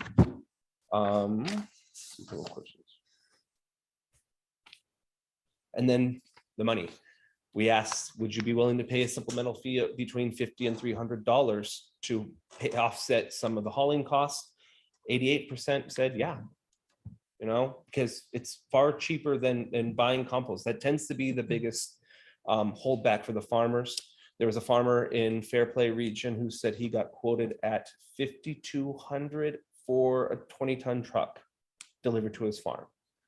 And it wasn't the cost of the compost, it was the cost of the truck going all the way out to Monaco. So, you know, the huge cost for a product that people do want. It's just usually the financial ability to get it there is their limiting factor. So I think that was all my major questions. Excellent, Nathan. Thank you so much. So really quick though, yes. Nathan, there's an email attachment E that mentions that you actually did a pilot program with a vineyard. How'd it go? Went great. He's happy. He's thrilled. I saw him 2 days ago, and he is still applying compost to all of his young vines. And he wants more because he just did a topical. He just did some spreads down the rows, in particular by drip irrigation, because if you use drip irrigation on sandy soils, it tends to just kind of create a pit over time. And they, I didn't even know this. He was applying heavily over the drip irrigation, or excuse me, directly under the drip irrigation to mitigate those erosion aspects underneath the vines. And he also wanted another truck or two because he was ready to really go heavy in between the rows and bring a large amount subsurface. So, you know, spreading out a few inches and then just scratching the surface of the ground, not fully tilling, not disturbing all of it, but just getting that compost to really be mixed in with, you know, what we usually see, those red clayed soils or underdeveloped soils, to try to create a healthier biome over time. Okay. So yeah, he's thrilled. That's what I wanted to hear, because like, did that go well? And was delivery an option with this particular pilot program? Was delivery? Oh yeah, we fine? dropped it. Okay. Oh yeah, I have pictures of it. I should have brought that picture too, but I've got a truckload, 20 tons, and it has the same footprint as, a 43-foot tractor trailer. I mean, it is a sizable amount, but when you look at application rates for farmers, it's actually very manageable. Okay, good to know. And that, given that, and you can promote it pretty easily, probably with video, photos, Yep. and the benefits And and we're the looking to do- free. So, all right. Yeah, we're looking to do more pilots too. Okay. I'm actually looking to do more pilots of varying ag farms and lands. Excellent question. I know Supervisor Heidel has his button before that. I'd like to kind of piggyback on what you said, Nathan, and want to thank you for reaching out to the ag community. That was that's a huge concern, I think, for all of us to wonder, if the ag community is supportive of this. That goes a long way in our decision. And I also knowing that District 3 has a large part of our ag community. I reached out to not only our ag commissioners, our ag commissioner, but hi, Leanne. Some of the growers that I know, and I'd like to reiterate what Nathan said, that generally they do see value in this program in composting. They did say that nitrogen is an important component, and that growers need to submit regularly the amount of nitrogen they use, and an overabundance of nitrogen can pollute groundwater. So having those metrics and knowing that it's a safe product that helps them meet their requirements is really important. So they were, happy that is all compliant and helps them meet their requirements. They haven't seen quite yet the sample and how it's sifted as you brought forward today, but that's going to be important to them. Just like Nathan stated, there are several identified sites up in the Apple Hill community that could take, a full load, and then there's a willingness for farmers to come or to help each other distribute that product throughout the region for those farms that can't take that large of truck. And that if this product is truly the high quality nutritional component that we think it's going to be, that they do see great value in the program. This was an interesting thought, though, that compost is often a springtime application. And so that will be a consideration, that it won't be, fully applied year round, that there's a seasonal factor to that. And so that will be a consideration as we look at community sites for this. Spring and fall in particular. Exactly, but not during harvest season or during Apple Hill season, because right. that's problematic too. So I think there's details to be worked out, but generally the ag community does appear to be supportive and interested in this. So yeah, the only in my question I got context. is just basically a location. And especially if you say you don't have really anything here and you might have to put it elsewhere outside the county and then haul it back. I just think that we need to look here locally to be able to support this, because the biggest thing is cost. And we got to do whatever we can to reduce those costs, especially when it comes to hauling this from other areas. So, yeah. Supervisor Heidel. Oops. Yeah, so a couple of things that are very favorable here. The organic waste conversion factor at 58.58 really means that the equivalent cost for the compost is like $18.50 a ton, if I'm doing the math right. Because when I compare total costs for 2023 only that you included in your information, which was like $71,000, I think it was.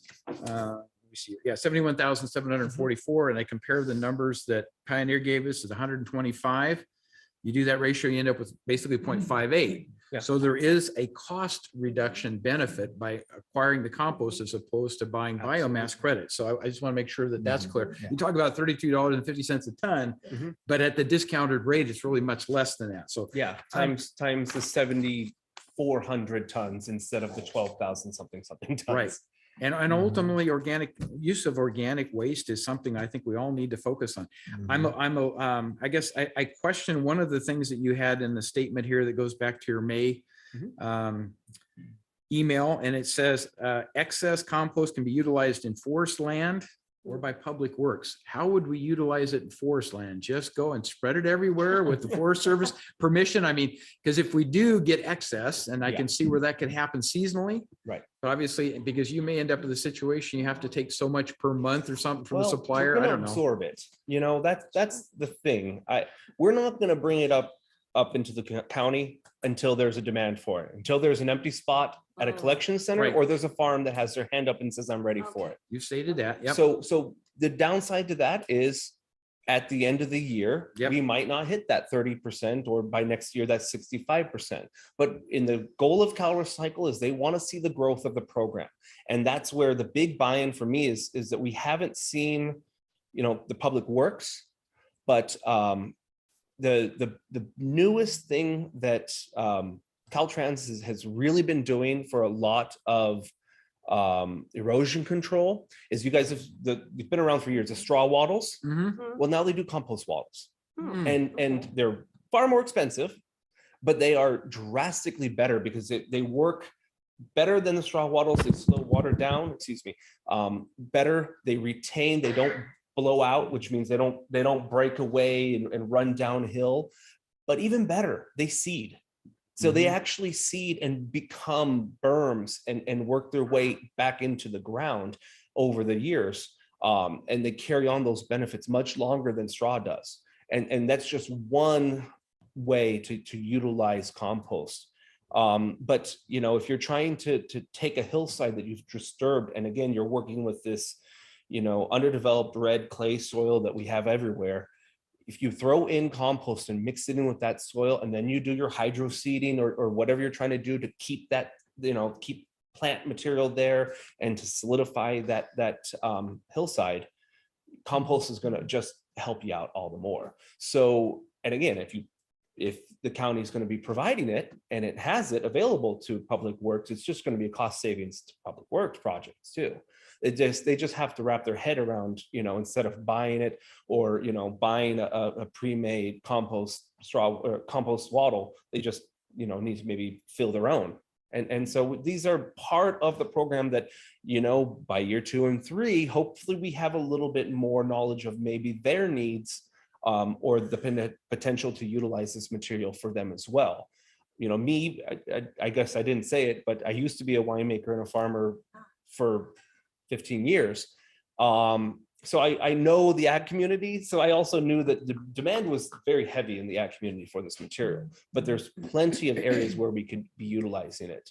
And when you talk about public places, you're going to have a lot of landscaping companies that are just going to instantaneously be sucking the material up, which is another reason why it's possibly good to have us on site, so we could, in the early days, put some limitations on it. Because I can see some guys coming up and just taking 5 tons at a time with a couple of pickup trucks. You might need more compost. Well, yeah. That would be okay, right? And that little master gardener who wants to just have a couple of yards for themselves isn't going to have it, because someone's going to swoop in early morning and take it all. So we're actually going to have to limit this resource and put You have high hopes. You have high hopes. I definitely do. Okay. With respect to forest lands, did you contact Forestry Service to see what kind of permitting would be required if we were to try to distribute there for erosion purposes, et cetera, on forest lands? I did not. I do believe Okay. the county reached out. I thought I'd heard. Because my guess is we have to go through a permit process, and that takes 2 years, and just to dispose of compost in the forest, right? Do we know? I don't know about that. I won't speak to that Because that would seem like an endless way of disposing of it with good use, with good purpose. Right. If we found out that the demand isn't what we think it's going to be, right? True. That could be an important. Yes. Yeah, especially when you option. come in Okay. the forest, because they're going to the expansion of the forest genetics that used to be in Camino now. They're actually putting a lot of money in to expand that, especially growing seedlings again. Yes. All right. Yeah. Anyway. Anything else, Supervisor Haddo? No, that was it. All right, I'd like to go to Supervisor Lane for her questions. I have a couple questions for Mr. Warren. Okay, great. Thank you so much, Nathan. Another excellent presentation. Appreciate it very much. I did have one final question for Let me- Nathan, if I could. Supervisor. For Nathan, I Let's forgot move this. on. Supervisor. All right, then we're bringing back Yeah, up. let's let Okay, Supervisor all right. Slade Okay. talk, and then we can I bring forgot Nathan up. one thing. Okay. Mr. Warren, most of this, both of these proposals really have a very focused west slope focus to it. So where is the basin? How do we fit in Or how does this work? With the basin up in South Lake Tahoe, they have their own jurisdiction up there within the city limits. And it just would be something to work out if there's something in the county side up there, unincorporated area that would be serviced. But that's, these programs are very heavy on the West Slope because that's where it's been focused on. That doesn't really make a whole lot of sense to me. I'm sorry. Well, We're South Lake still part of Basin, we're still part of the county. correct. So is the but- city. But South Tahoe Refuse would have to be some part of on board with, I don't know if there's some partnership that could be done with it to say with the unincorporated areas, but within the city limits of South Lake Tahoe, as well as Placerville, they're their own jurisdictions and they're own responsible for their own procurement goals. So it just depends on what would be a need in the unincorporated county areas of how this could benefit up there. But for this two options, for the option 2, it's been focused on the West Slope because of the ag community and the greatest use for it. And so the city of Placerville has their own procurement needs over and above what you've identified in Correct. the report here. They are South Lake Tahoe and Placerville are their own jurisdiction. They have their own procurement goals and own targets that they have to meet. So the only piece that's really left out of this is from Tahoma to Pollock Pines. Correct. And that would have to be a need for, if we went with the compost program, to see if there's a need for compost that would be up there, be viable for the quantity. Right. Yeah. And I But if can't it's- imagine that that's gonna. Right. So we're, this Yeah. is, Seasonality of Except for basin. cannabis, maybe, I don't know. Well, yeah, I was gonna go could there, be a but yeah. requirement for the permitting that they get compost. Right. Okay. But And it doesn't rule out the fact that we could explore perhaps just for gardening and, smaller things in the future, having a location. But, there's so much to explore here, quite Yeah. honestly. Right. And, Yes. and again, the focus is with the ag community of larger amounts of quantity being moved. It's a truckload going to a farm, but also having collection sites or distribution sites where if residents up in those higher elevation areas need to have something for their backyard or garden because they're in smaller parcels. Right. There isn't a big need to have a 20, 40 ton truck drive up there and do a distribution up there. It'd be more Right. of, there's a distribution site. If you needed to come get it, you'd be able to come down and get that when it's open for the public. That makes sense. And so my final question to you is with regards to item 1 and item number 2 that you have presented today. They're both targeting the same thing, the 30, 65, 100% diversion rate. So is it one over the other, or can it be a combination of both, or It how do can be we a figure combination of this both. out? I do have some final slides that summarize both options side by side along with the cost comparisons to give an idea. Great. But could it be a little bit of this and a little bit of that? Sure. Okay. Yes, it can. And I've Okay. got that built in to be fully compliant. That shows the total cost breakdown. Okay. So do you want to do those slides at this point? Well, do we want to have one more question from Supervisor Heidel from From Nathan? Maybe you can answer. It's the city of Placerville made their decision. I've not read it, but I don't know. Okay, can you Strong. come up to the Nathan, can you please come up to the microphone so the community can hear your Right, I answer? apologize. No problem. It looks like they have the want for it. They've asked us for a contract and they've asked us to help designate a site. Okay. So we were looking at Lions Park. We had issues pulling a truck in there. So we wanted to have a site within Placerville city limits, but for all the reasons, having it close to the MRF, close to sense. where the trucks are going to be coming from, it makes sense for them. Okay. So Placerville seems like they've pretty much got on board with the idea that they want to go with compost for the full amount of procurement. Right, that's Thank you. helpful. Thank you, Nathan. Good question. Yeah. Well, and then the same question, what is the city of South Lake Tahoe doing? Mr. Tillman, do you know? The city of South Lake Tahoe has a little bit more time, I believe. I'm not 100% sure when it comes to the procurement aspect because of their elevation waiver. Is that correct or incorrect? I'm sorry. There are elevation waivers in effect, but that's for the unincorporated areas of the county. So the city of South Lake Tahoe and city of Placerville are responsible for filing their own waivers. And they're maintaining their own procurement goals of how they go about it. So as the county is, we're not involved in their decision. So to answer what the city of South Lake Tahoe is doing, that would be more a question geared for the city. So Mr. Tillman is here from South Tahoe Refuse. Could he maybe shed some light on that? Good morning, Mr. Tillman. No, nobody from the city is here. Nothing like putting you on the spot here. Good morning, Jeff Tillman, South Tahoe Rivers. Yeah, I am here for another item on your agenda, but this is fine. We have been working with Sarah with the City of South Lake Tahoe, their sustainability manager, on the procurements and which way they want to go forward. And we will probably bring in the unincorporated area of El Dorado County as well on that, Brooke. And I think with that combination, we can come up with what we need to do.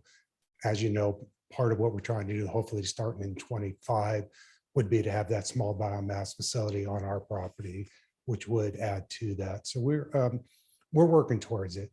And yeah, we do have the high altitude waiver, so we do not have to collect food waste, from residents, just the commercial establishments. And we're geared up and doing all that right now. All of our stuff does go over the state line to different composters in Nevada, but that's how we're working it right now. I think with, you and the city and through the JPA, we can probably work towards those goals that we need to meet. Okay, that's great. Thank you.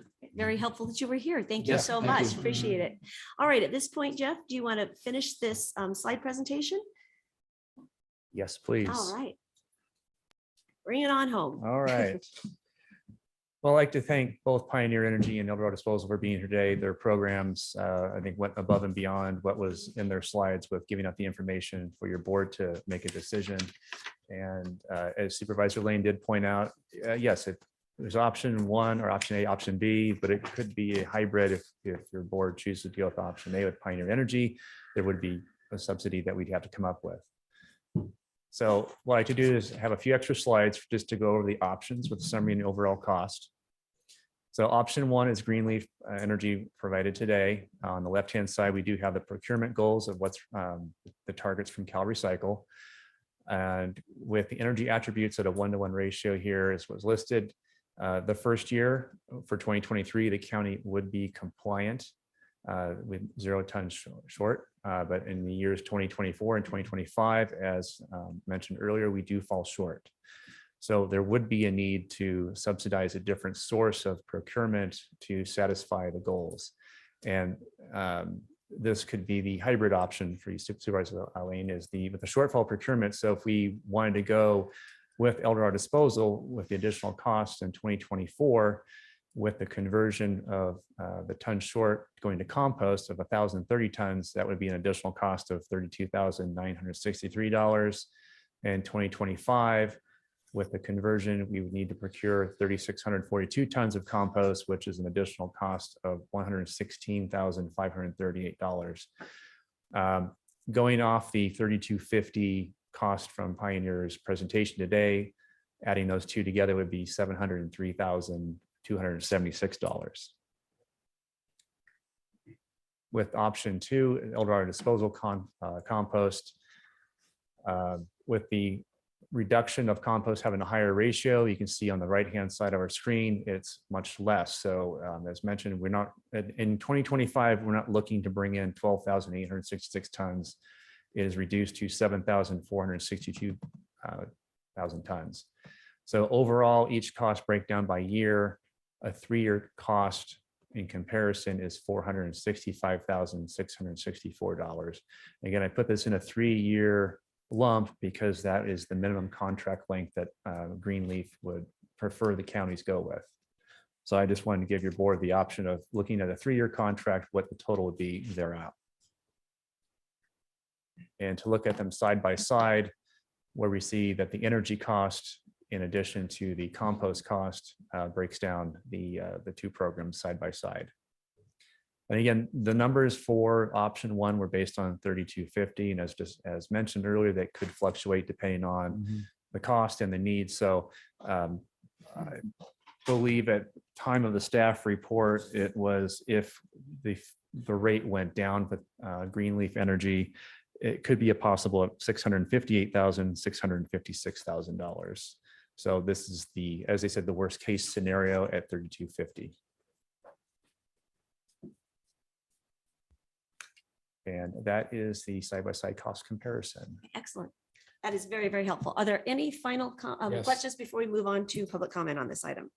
With respect to a hybrid, were you able to determine if we were to sign the contract with Pioneer for lesser amounts, lesser tonnage, relying on Eldorado Disposal to meet the balance to get to the total target? Is there flexibility in how much of that allocation we would actually use? That's the part I haven't read through the contract, because I fear that's something for county council and other people to read through. But is there flexibility with these kind of pricings to get that hybrid configuration put together? And do you have a recommendation on how we would do the hybrid? I am not aware of the Pioneer contract that would be negotiated. I'd probably ask Pioneer to come back up to answer that question to see what the logistics are. If we decide to lower our energy attributes, to see what that cost would be. But based on the proposal that was presented to the county and what Eldorado Disposal's presentation was, that one slide to show how the county could be compliant using the two hybrid methods. Right. That's what it was come up to be. Do you want to have a? Yeah, I guess I'd like to understand it. Do we have to sign up for the full allocation? Yeah, or can we sign up for a lesser amount, and does that affect the pricing, and et cetera, et cetera? Because I can see a combination here, a hybrid that makes sense. It allows us time to build the local distribution of the compost, but still get the credits we need in the near term to satisfy the target. So welcome back, Kristen. Yeah. It's a long time.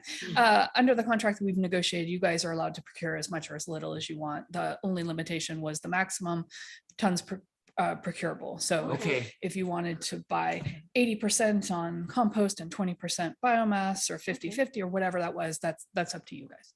Excellent. Thank you. you. Interesting. Appreciate All that. right, that's helpful. Anything else, Jeff? All right. Any other further questions by the board? Supervisor Lane. Final question, Mr. Warren, and that is when Eldorado, what do they call themselves? Eldorado Disposal. When they came before us, Supervisor Thomas asked if there were additional costs above and beyond what they had identified, and they said yes, that there were. So this side by side that you just gave us a moment ago, that would be the minimum amount if we went with Eldorado Disposal, but there's other costs that are not included in that price, right? The cost of $32 a ton is to bring the product back into a central identified location. And the law allows the jurisdictions to recover a certain cost, which in that cost would be if it's included to go from point A to B, but B to C, that's where we can recoup a cost. And that's where Mr. Pro was mentioning that $50 to $300. depending on if they had to go to Mount Autumn, that it's going to be so much, and that's what they would be able to recoup. Okay. But the compost itself has to be given away at no charge per the regulations of 1383. Yeah. And in speaking with Cal Recycle in regards to both programs, they both said verbally that both programs as written and followed are compliant. And they understand, as mentioned, that we're not the only jurisdiction in this boat. And this is the first year that all the jurisdictions need to procure. And they understand that there's gonna be growing pains. So if there are, what they're wanting the counties and the jurisdictions to do is put their best foot forward to develop a program and move forward with something and to build a program. So if we don't hit the magic 2,200 tons this year, what did we get? What are we looking at building upon? And that's what's the most important part of making efforts to what the counties do when we decide to do something, is that we're making those great efforts. The ones that sit back and still try to figure it out, those are the ones that would be, looked at as, possible corrective action plans and the possible fines. But as long as we're making our best effort, that's what they're looking for. Okay. All right. Any other questions? All right, Yeah, the only thing I'm concerned about is cost. And I just hate to see that down the road somewhere along the line that we end up, putting it on the burden on the ratepayers. So it increased, especially when we're talking about collecting food waste.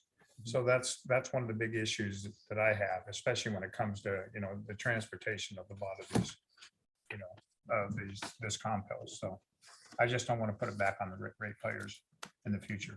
Correct. And that is part of the funding options is to be determined that we have to look at, but most likely up front, and speaking with our CEO's office and county council, it may need to come from general fund, which is collected through our franchise agreement rates, which are housed in general fund. But again, the other jurisdictions of the CSDs of Cameron Park and El Dorado Hills, they have their own franchise agreements, and those jurisdictions are only required to report and not so much to procure the product. So it makes it very difficult when you've got about 40% of the unincorporated population in a CSD, and then the unincorporated areas has 55%. And we do allow for self-hauling. So to pass it on the ratepayers, if you're self-hauling, but you have CSDs, makes it a very difficult logistic to determine. It gets complicated. All right. It gets very complicated, yes. All right. Well, thank you so much. We've gone way over on this board item. So at this point, I'd like to move on to public comment on this item, Kim. So lead us off. Now taking public comment on item number 52. Individuals will have 3 minutes to address the board. The timer will notify you when you have 30 seconds remaining to comment. Public comment will be taken first from those participating in the boardroom and then from those participating through Zoom. For those participating by Zoom, please make sure you unmute yourself when called upon. If you're joining the meeting by phone, press *9 to indicate a desire to comment. If you're joining by Zoom, press the raise hand button. Please voluntarily state your name for the record. Good morning, Good morning. Chris. As you know, I'm a technician, so I'm looking at what I'm hearing, and I'm also very astute at agendas, and so I'm looking at what's been written. It's confusing. It must be very confusing to the public. If I would be one who probably could understand this or should be able to understand it, what I'm hearing is two options, essentially independent of each other, but then the notion of, well, maybe we can mix the two options so that both of the option 1 and option 2, we get the best of worlds. Point, deadlines. Seems like option 1 has deadlines, things that have to happen. And if they don't, puts us in a kind of a unusual situation. Well, not unusual because we get ourselves into this kind of situation, but that we may or may not have enough time to be able to at least identify a timeline, but there may be penalties associated with it. I'm reading that in without even hearing it. I mean, I don't know that anybody said it. Supervisor Heidel has tried to get us more of that detail because he's the kind of guy that's kind of like me, and more detail helps better understand it. But if we could just focus our attention on deadlines in both options, and does it matter then if we miss the first deadline, and then we still got a chance to, I guess, move on. Next part, carbon capture. It's the most important thing here is how much carbon are we going to capture? All our projects depend on it. There's always that element of how much carbon are we going to be able to pull out of the air quality. Union Mine landfill. You've had many topics about Union Mine landfill. It's sitting out there. You got hundreds and hundreds of acres that is in a dormant state. And yet we don't really bring that into the discussion, maybe because Union Mine Road is not a very good road to get out there. Green waste compost. I asked for a 35-gallon can because I'm a senior, and I couldn't get it. In order to do compost, I had to have a 65-gallon. So essentially the bottom of the can is my green waste for the 2 weeks, because it's every 2 weeks.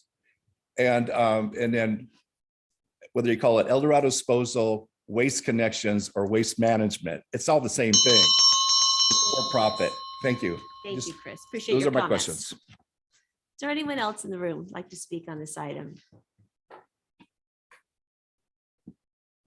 Good morning. Good morning, Leo Bennett Cochon. In a less preachy mode. This was a great presentation, very, very knowledgeable. Just a few questions. Senate Bill 1883 was passed in 2016. So it's not like you're starting from nothing. And you have a great staff that gave a great text write-up. And it points out that you're not the only jurisdiction in terms of this rollout. And so they passed AB 1985, which is giving you, pieces of the puzzle. To me, it's very obvious that it makes the best sense for the future when you're at 100% is for the El Dorado disposal trucks to drive on by, pick up everything, and maybe leave a little compost behind if we order it, and be driven by biodiesel that's been made by a plant. There are problems with when you look up the biomass because you're still burning the fuel. And the whole purpose of this bill is to target the organic waste that's going to landfills that creates methane, which is a super polluter to greenhouse gases. So the more you can make, in the long term, I agree, this whole idea, especially in an ag county, is figuring out how can we compost it and then figure out the biomass piece and all that.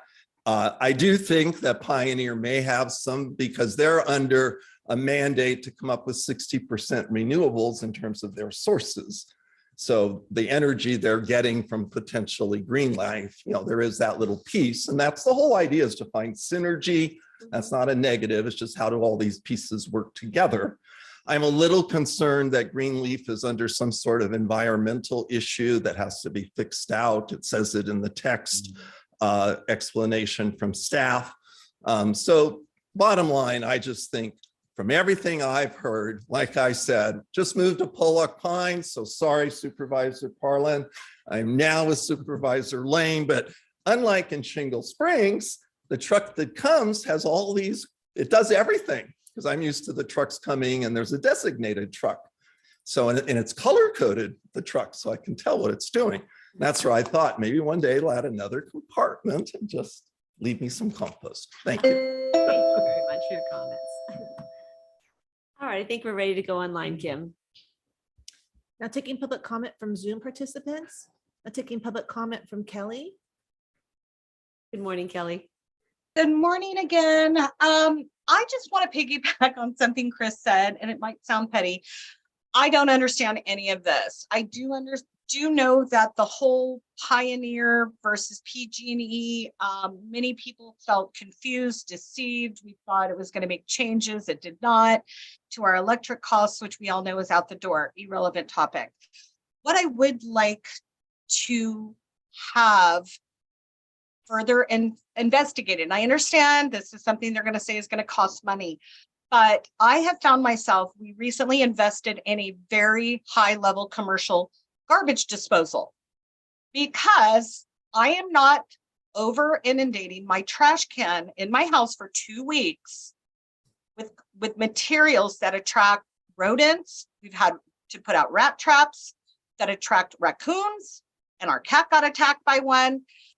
So with every 2 weeks, 100+ degree weather, there's no way I'm sticking chicken carcasses and pizza boxes that are going to sit there for 2 weeks. And I think that this is a problem echoed, especially in smaller residential communities like mine, which are still exposed to a lot of more open, larger wildlife attracting communities on the side of off Green Valley. So I know my mom's in Half Moon Bay. They have a wonderful rollout. They were provided not only with a interior, very secured little bucket, I guess you would call it, that compost goes in for their daily, but they also received and I don't know the gallons, it's very small, but theirs is picked up weekly in Half Moon Bay so that their homes and neighbors, which are closer together homes, are not exposed to the ghastly decomposition that starts going on in our trash cans. So it makes me sad that I have to send my husband often with a bag of remnants, and he takes them to a job site, dumpster, or something like that, because I refuse to put them in my trash can unless I'm closer to the week that is green pickup week. Then I switch my habits. So I don't know what that kind of rollout would cost, if it could be something that is reasonably priced. I looked into a second green can. I felt that it was really unreasonably priced, but it also did not change the fact that it was still going to sit there for 2 weeks. And let's face it, we are people of convenience. I know there's special baggies and there's this and that you can put it in and tie it off, and it's supposed to keep out the odors, and it's recyclable. Most of us are just not there. And so I hope that's something included with these rollouts so more people participate. Thank you. Thanks for your comments. Now taking public comment from Lenny Vogt. Welcome back, Lenny. Thank you. Thank you very much. Good morning, Madam Chair, supervisors and staff. A lot of you know me, Lenny Vogt. I was a longtime county employee. I do apologize for commenting during the consent section. First time caller, longtime listener.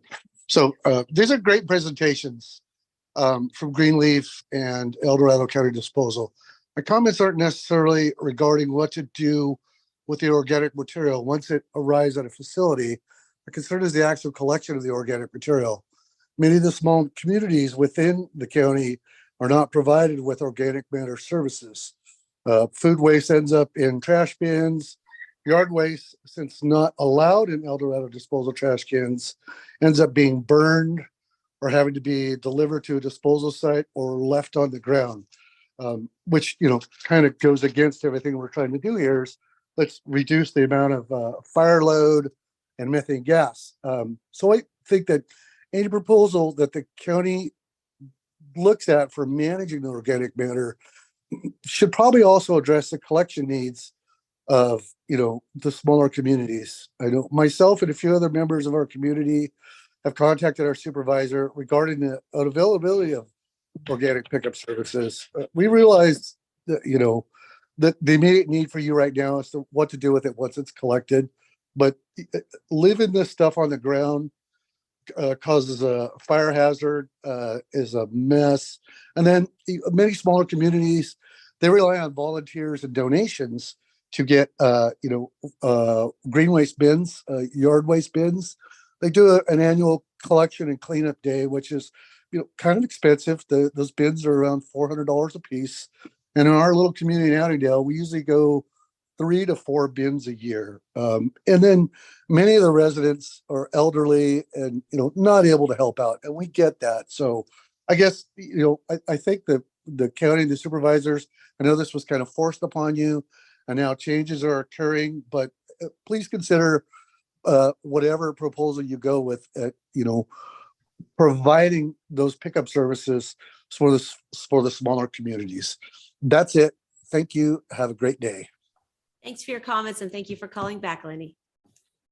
There's no additional public comment. All right, well, thank you all, and I'll bring this back to the board for final consideration and action. I have a proposal. All that right. We go with a hybrid and that we look at procuring 50% of the criteria as biomass. That would be 1,933 tons, which would be half of what Pioneer said it is available to us. So that's half. The other 50% go to compost, the 1,100 tons. And that gets us started down the composting circulation route. If we find that there's huge demand, that's great. If it isn't, and we fall short there, at least we've shown a best effort to try to get the internal to the county composting thing going. The second year, I'd like to look at 100% bio credits, the 6587 tons. That means we would have to procure 1,789 tons equivalent, again, for the composting to meet it. So it's a growing number. The third year, again, 100% bio, which is 6587, which means nominally we'd have 6,299 tons. It would be compost, and you multiply that by the 0.58. I mean, the numbers get a little bit distorted because of the 0.58. But give us a plan that says we're going to do a little bit of both and allow us to see what the demand is within the county and increment that up as we find those uses. Because I think ultimately the safeguard here is National Forest Service lands, that we can acquire a lot of material and put there if it isn't a huge permitting problem. And we can work with them to essentially utilize the excess we might have above what the demand might be. If the demand is here locally, fine. But the safety valve to meet the targets ultimately would be using Forest Service land. So that's kind of my proposal, split the baby, so to speak, go with a hybrid and give this a chance to mature and see what happens. I'm going to jump in here for just a second. Appreciate the, you getting us started on a conversation. I can see how maybe a 50% biomass target could help us get programs up and running and test them and to build a program locally.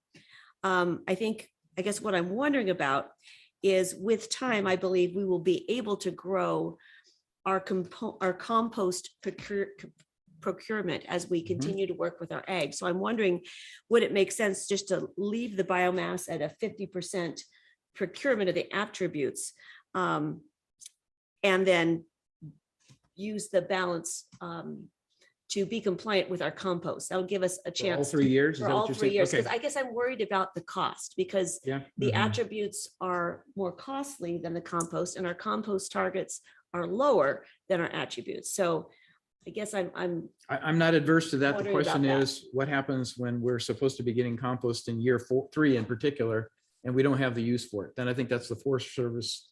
The forest lands are the safety valve. Right. In terms of how we would utilize that productively. Because without that, we're going to fall short of the targets. And maybe it's okay in 3 years to fall short of the targets. Who knows?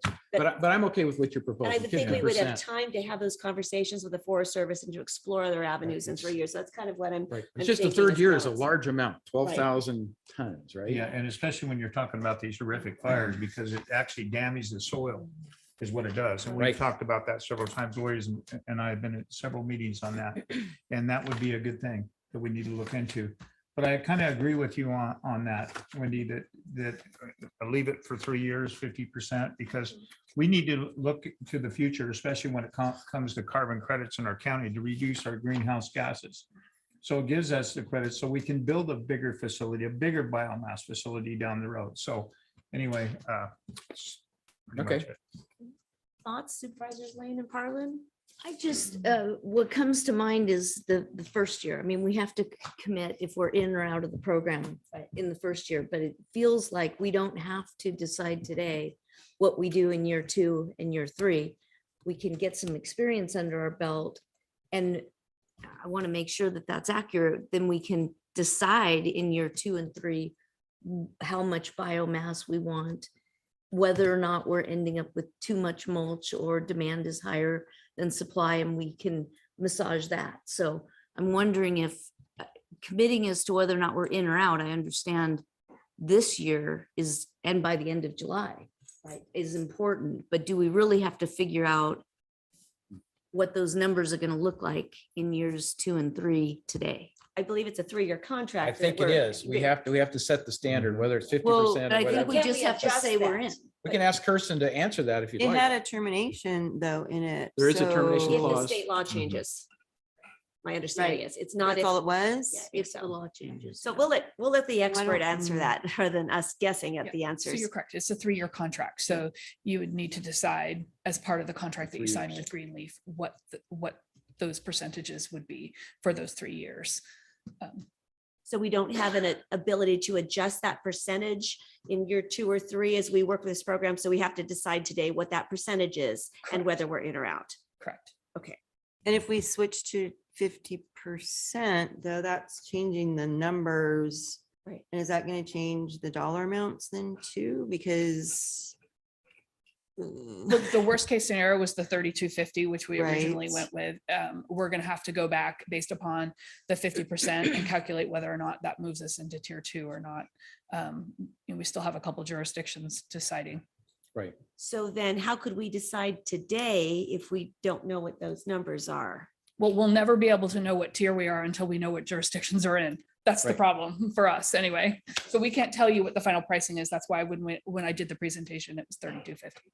But then you said that was a worst case scenario though. Yes, Right. correct. Oh, that is. Okay, so Right, right. it can't go higher than we're talking 3250. Couple Yes, dollars a ton. yeah, that was it. difference. That was Okay, good. having not done any negotiation. Yes. And Perfect. so, yeah, Okay, so I good. didn't want to come in and say, oh, you could get $5 if Right. everyone's, I didn't do that. Good, as long as that's a worst case scenario, that allows us to understand what that is. Correct. Okay, thank you, Kirsten. It's so unfortunate because we're not only being asked to make decisions about some technologies that we don't even understand right now, but now we're being told that we have to decide for the next 3 years when we have nothing to base it on. I mean, it seems crazy. Would it be possible to negotiate a contract with Pioneer Energy that has some minimums, but that we can add more to it? We just can't go less?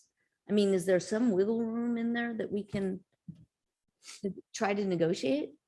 I see you looking in my direction. I so am. Yeah. you can You've read the contract, try right? to.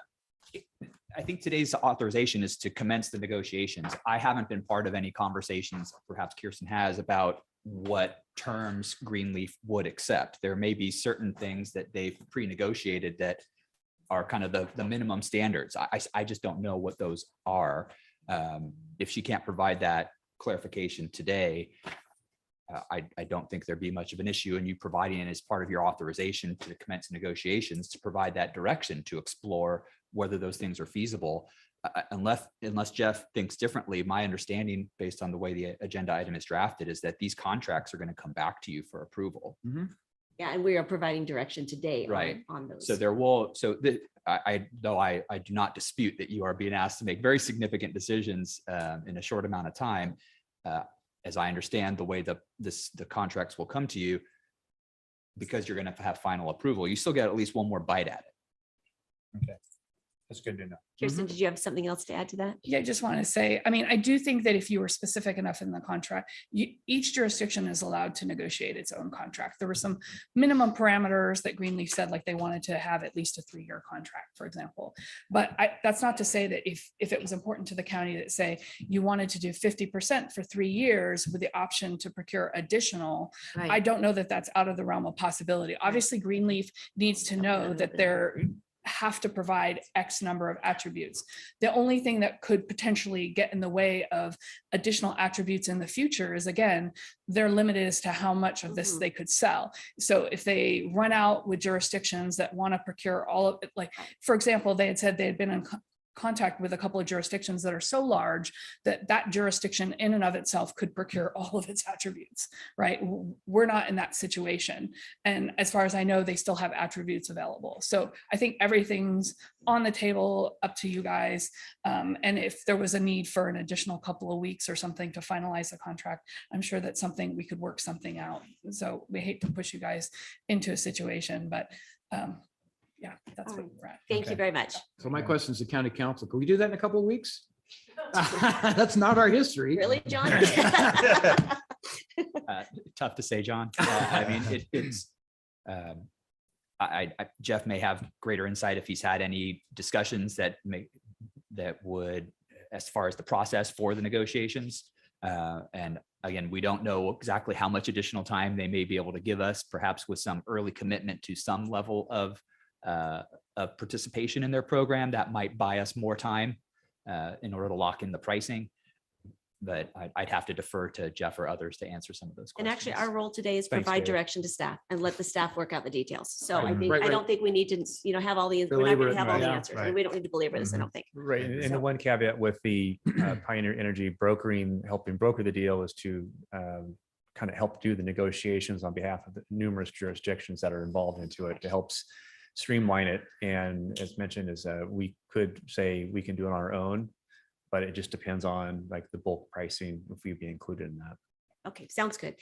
Any further direction? Or are we ready for a motion? I think you said a motion. didn't you? Actually, John, do you want to make the motion? I'll make the motion that we move forward with contracting for the bio credits at 50% of the allocation we have been proposed on an annual basis for the 3-year period. And that in that contract discussion, we look at the ability to opt for more as time goes on, so that would be part of the contract provision. In addition to that, we commit to the program that Eldorado Disposal has in terms of trying to procure at least 1,200 tons of the compost in this fiscal year. That's half, 1,100 tons, I guess it is, half the 2,200 that Jeff quoted, to really get the program up and running. So that would be it. And then as years go on, to bring in as much of the compost as we can to try to meet our target dates ultimately. But we don't know if we're going to get there or not.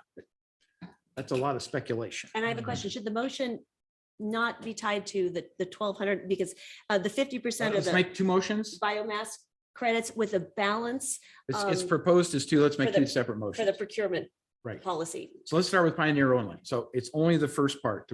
Well, but one does affect the other. It does. So I think It does. I think her solution is a good one, which is to say a minimum of 50% on the biomass with the balance to be and Mhm. not specifically call out tons or. Okay, all right, that's fine. Yeah, Right. the balance to be, yeah. Mhm. So I'm agreeable to that. And question, just to make sure, with the El Dorado disposals proposal, if we don't go 100% with what's here, is that going to change the cost? I'm guessing not. I'm saying no. Okay, so I Okay. just want to Yeah. get that Great- clarified great before we went there. 'Cause clarification. I'm like, ah, okay. Great clarification. Yeah. Is there any other discussion on this? Or do we have a second first? I'll second. Okay, we have motion and a second. Any further discussion on this? Does Kim want to I'm- read it back? I'm just not going to support it, you guys. I still, I have a lot of concerns about the Greenleaf proposal. And I'm just one of those more tangible people. Okay. So I like the El Dorado disposal Mhm. option better, Okay. but I understand we don't want to be drowning in compost and we haven't figured that out. Right. Mhm. So it's just a shame that we're being held under the gun to do this, I think is a shame. Yeah. So I won't be supporting it.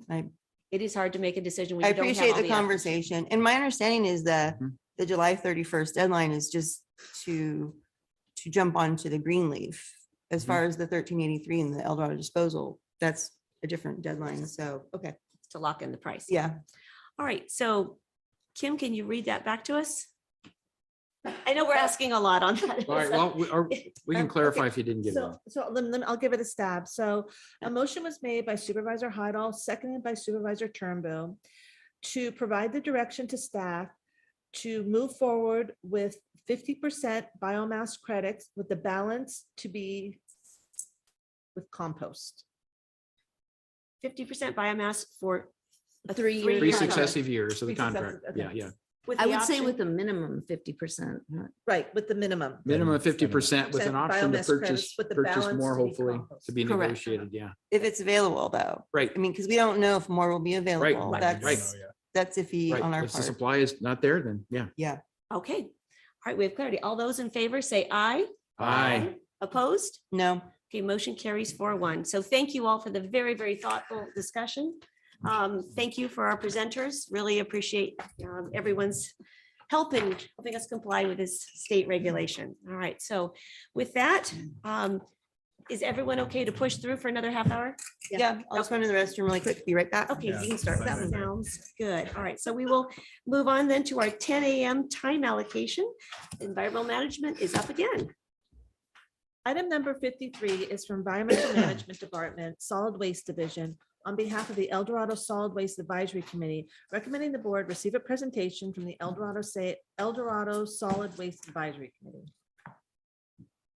Mr. Warren.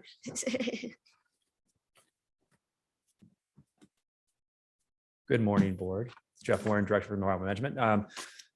We have our EDSWAC, as it's known, is for the Solid Waste Advisory Council. And so as part of the commission is they give an annual presentation, and I'd like to invite the Catherine Dixon Schwarzbach, is that correct? Yep. She goes by Dixon, to do the presentation on behalf of EDSWAC committee. Great, thank you. We apologize that we're late with the 10 a.m. time allocations. Welcome. Thank you. So this is to go forward in this. Okay, so you've been living in our world here this morning and wanted to come. We were having a discussion similar to this at our last EDSWAC meeting to understand these proposals and the rollout. So I'm going to be brief because you've spent a lot of time in this arena already and are familiar. EDSWAC was established by a resolution of the board in 1992, and that was to meet the requirements of the California Integrated Solid Waste Management Plan. And we have certain objectives. And so basically we are the forum where all of the jurisdictions and representatives for different supervisory districts and the county, where we get together and we talk about these things. So we have done field trips to go and visit sites, as George mentioned, so that we would understand and see how things work, so that we could understand what's going on in our county. We had a field trip last week to see the expansion at the El Dorado disposal site. We're going to South Lake Tahoe, and we usually do that every year because it's important to see what it looks like and on the rollout. So it's a forum for discussion about practices, what's working well. We're sharing educational materials. We're sharing how things are going. There's a large component, which is looking at where are we on our targets. And it's been challenging because it's really a moving environment. The state targets changed, so we can't, so we're there and we're trying to keep up, and then we have to like jerry rig numbers to try to look back. And then we've had, problems with changes in markets. And then we have legislation coming up, such as the organics. And so we are basically looking at how can we make the biggest difference with what we're doing to reduce what's going to the landfill and to meet the requirements and the intent of those requirements. So that's the really the main thing. You do get a 5-year review from us every 5 years. As far as the membership, I'm showing that. And I think maybe to just talk about, so we're working on the 75% diversion rate. And at this point, organics is not only where the legislation is where we need to make a difference, but we were researching where can we get the next, a decrease in what's going to the landfill. And it was organic. So we had come to that conclusion anyways. And we're looking at what can we do that is most cost effective to make a difference. So we've had to be sort of nimble as the environment and the regulations have changed, but always having that environment to look at where are we, how are we doing, how do we do it better, what expertise do we have, and what more could we be doing. With one of the speakers that joined us from Zoom, I think that one area that I think we really want to be careful about, and that is education. We're asking people to change what they do every week, so it's like, what is that technique for, how are you keeping your chicken bones and, well, you waiting 2 weeks. And so I think that there really is a huge demand for education. And I know there are efforts, and it's something that we're talking about is rolling that out. But there's a lot of information that's incorrect. People thought the recycling number was telling them something when really it wasn't. So there will need to be a lot of communication so that we get clean products, because we have transfer stations. So it goes there. If people have not sorted and put things in the right place, then we have some contamination. So I think that will be an area that we'll really be focusing on. So we're monitoring all of this year. This is kind of, it's like, well, welcome to our world. So basically, I think that kind of gives you a sense of where we're going. So question, being that I was on that commission, are we meeting our diversion rate right now, the 75%? Key question. No, we're not. Not even close. No, we're not. Well, and part of it is with materials, what we found out is for our like recyclables, we had a 28% contamination rate. Right. So we are doing everything we can, and we're monitoring that. We meet for about 2 hours every other month, and we're looking at that and we're monitoring it. So as I say, the targets have changed and the environment has really changed. So there was, we were over 50%, we were into the 60%.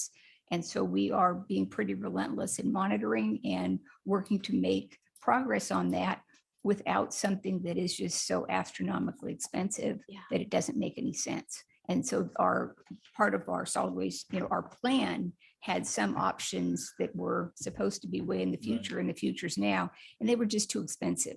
So it's, how can we make it reasonable for ratepayers and bring people along so that we can reduce what goes to landfill, meet the requirements, but without too much of a cost burden. Yeah, I was on that swamp committee. It was an ad hoc committee, basically, I called it swamp. And basically, we looked at it, that solid waste plan that we put together and stuff. And it was a great plan is what it is. So we were working on things at that particular time, looking at new ideas, new technology and all the stuff, industrial composting, all kinds of different things that we were looking at that particular time. So are we still looking at? Yes, we are. New ideas, new technology? Yeah. Okay. So it's just, right now with the organics legislation and the timelines, that's where a lot of the effort is. But that's the forum where everybody who's involved in this gets together and talks about it and shares ideas and resources, et cetera. Okay, great. All right, thank you. Supervisor Heidel. Your last bullet emphasizes discussing, but how to increase community education and participation. What can the county do to help educate the public? Because I know El Dorado Disposal, I think, is doing a great job through their website and through other means. I'm not feeling the same sense of commitment from the county, and I'm talking about a communications plan as Right. to how we educate and make people aware of the importance of this. We did. How do we do that? Well, we did talk at the last meeting that there are resources to do that. We haven't seen the plan yet. But Okay. I think it's really that very practical level of how do you do this at home? What goes in what bins, what is available to you and why? And this, the 2 weeks with the food waste, there's a lot of concern with that. And I think just talking through with people, how you do things and what are some options. We have communication resources available, so our communications, will but we be. need to understand how to package it, how to be effective with that communication. That's the key that I would hope Right. that's what can help us Right. with. Right. I have a couple more questions. I do want to alert the board that we're running against some time constraints here. I just want to, we need to take the item number 50, because I know there's folks waiting on that. And then we do have a closed session item that we have to get in before lunch. So Okay. we'll have to move Go. our lunch to 12:30. So just want to keep the board in mind. I believe Supervisor Parlin? Yeah, I just had a question is, we have a lot of advisory committees and should the board or could the board have maybe on that last agenda item where we were trying to decide what to do? Should we have maybe, and we knew this was coming for a while, reached out to the advisory committee for some input? Because I felt like we could have Yeah. used some. Yes, and that was a topic of discussion at our last meeting, but we didn't have, a specific request of, a recommendation, for example. Okay. That we would be happy to do that. I mean, if, we're an advisory group, so of course that would be our role, is to make a recommendation and maybe to identify some pluses and minuses. Great. But, it is a representative body and everybody's at the table. Very good. Thank Great you. question. And so as this yeah. continues to evolve, please do pass your recommendations on to us, as we're all going to be needing to learn together. That's a great point, Supervisor Parlin. Yeah. Supervisor Lane. I'm going to hold my questions in the interest of time. You have one more thought, Supervisor? Yeah, I Chadwick? just wanted to know if you're reaching out to any of the CSDs and get them and, reaching out to the CSDs and making sure that they're in compliance too.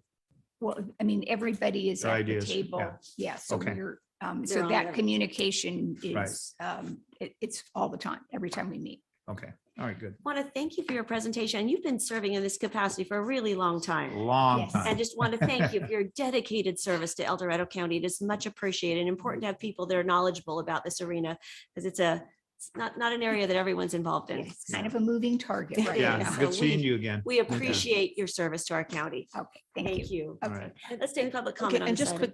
just quickly, I just want to draw the attention for their strategic goals, how they fit in with the county's strategic goals. Perfect.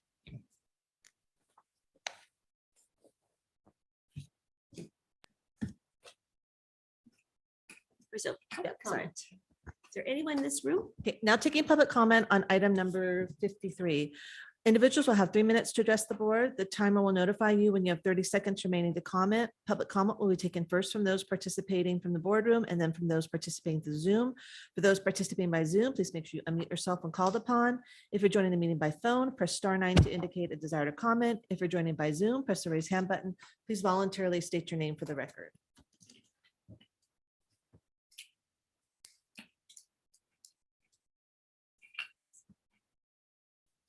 Leo Bennett Cochon, Supervisor Lane's area. I want to thank the presenter and the other presenters. So legible. I'd like you to have a norm someday, because some of those slides, you can see them on your computer, but we can't see them back there when they don't have the contrast. So today has been excellent. I agree with Supervisor Parlin. And again, I think having a policy on proclamations and a policy on things that are coming to you under good governance, does it fit? This one seems like a great fit. You have a great body of expertise. It would have been great to have that experience. So thank you for mentioning that. I'm looking at the text, and from my perspective, something that you should consider at a workshop, in addition to, under strategic plan component, good governance, you could have board committee component, just to trigger, not applicable, or what committee should this go to? And then also a consideration as to South Slope. I've been part of groups where this constant refrain about the differences comes up. And once we institutionalize that into an agenda, it helps everybody think, sometimes not applicable, but at least we have that touch point, like a checklist to think about it. And then, sorry to go back there, but Supervisor Heidel, in terms of communication, made me think podcast. But to complement solid waste management, if you go to their webpage, they have an environmental management page, and they have it all about organic waste and how to, it's there. It's just making it more user-friendly and then calling people's attention to it. The only reason I found it is I was using the long time about Senate Bill 1883, and pop, there it was. So thank you for to your everybody. comments. Appreciate it. Let's go online, Kim. Now taking public comment from Zoom participants. There's no public comment. All right, wonderful. We will bring this back to the board, and this was just a presentation, no action required, but I want to thank you so much for coming before the board today. We greatly appreciate it. It was a timely discussion. All right, let's move on to item 50 before we go to closed session. Item 50 is a hearing from Environmental Management Department recommending the board, 1, conduct a hearing to consider the annual report of delinquent mandatory refuse collection fees, and 2, adopt and authorize the chair to sign a resolution confirming the annual report of delinquent mandatory refuse collection fees for South Tahoe Refuse. Today's pretty much all you, Jeff. All morning anyway. All morning, yeah. Yes. Oh. At least it's air conditioned. Good morning, board. Jeff Warren again with Environmental Management. A little brief background. In October of 1972, El Dorado County voters passed a mandatory collection ordinance for all residential units in unincorporated areas of Lake Tahoe Basin. The goals of mandatory refuse collection are to reduce illegal disposal, provide for expanded disposal, recycling, and yard waste programs which support the county's compliance with state regulations, and institute a consolidated and single refuse collection rate within the designated collection areas. In 1991, the Board of Supervisors adopted Ordinance 3214 for mandatory refuse and garbage collection of South Lake Tahoe, which prescribed the duty of the parcel owner to provide for the payment of the mandatory refuse collection and disposal fees. 1999, Ordinance 4525 was passed and provided a lien hearing process for delinquent mandatory collection amounts outstanding for 90 days or more. The lien process was adopted as a result of a large number of delinquent accounts within the South Tahoe refuse area that were ultimately affecting the overall solid waste collection rates. The lien process provides for the collection of bad debt and provides a mechanism that aligns rates with the actual expense projections without being skewed by bad debt. Since its institution, the lien process has greatly reduced the amount of bad debt resulting from property owners not paying the mandatory refuse collection fees.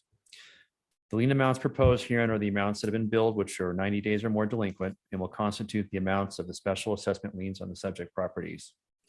South Tahoe Refuse makes every effort to collect on past due bills prior to initiating the lien process, and this includes a combination of courtesy letters and phone calls to the customers to try to resolve their past due payments prior to the lien process. In addition to the standard notices for the fiscal year 23-24 lien process were provided to property owners on Exhibit A as the resolution as follows. On May 8th, notices of possible lien proceedings for unpaid mandatory garbage collection services were sent by certified mail.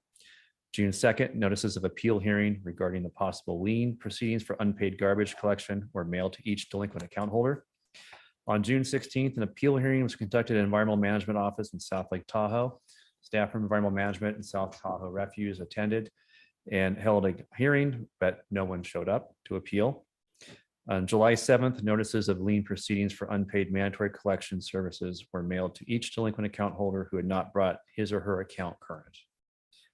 The noticing required with the lien proceedings have resulted in an average decrease in the number of delinquent accounts by greater than 50% over the last 5 years, and in the total delinquent balances by approximately 35% over the same period. The lien and appeal process prevented just under $56,000 from being written off as bad debt by STR between 2017 and 21, thereby helping stabilize the refuse collection rates to a greater degree. Brownwood Management recommends the board adopt and authorize the chair to sign the resolution confirming the annual report of delinquent and mandatory refuse collection fees for South Tahoe Refuse and establishing the delinquent amounts as special assessments and providing for the collection thereof in the same manner as the county's ad valorem property taxes as provided by the county solid waste management ordinance. Thank So- you. Thank you very much. Does the board have any questions on this item? All right. We'll take public comment on this item. Kim? Now taking public comment on item number 50, individuals will have 3 minutes to address the board. The timer will notify you when you have 30 seconds remaining to comment. Public comment will be taken first from those participating in the boardroom and then from those participating through Zoom. For those participating by Zoom, please make sure you unmute yourself when called upon. If you're joining the meeting by phone, press *9 to indicate a desire to comment. If you're joining by Zoom, press the raise hand button. Please voluntarily state your name for the record. Leo Bennett Cushon, trying to make it quick. Thank you. Great process. It's checks and balances. If I was an anarchist, I'd be here saying, I don't want to pay your fee, but at least I would have had the opportunity. Nobody's here. Good. I do want to point out in the context of a process that you have a resolution routing sheet for this resolution. It was seen by Monica. It was seen by the department head. It was seen by county council and a lot of other people not applicable. I think you should just use that blue route sheet for proclamations. Thank you. Thank you. Would anyone else like to speak on this item?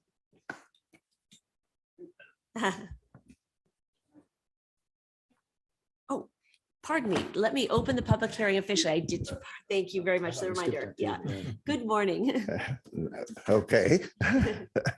I'm Bruce Davis. I'm made my annual trip to protest this process. And I'd like to amend your resolution before you adopt it because I'm paying the subsidy. Go ahead and hand that to our clerk. Thank you. Okay.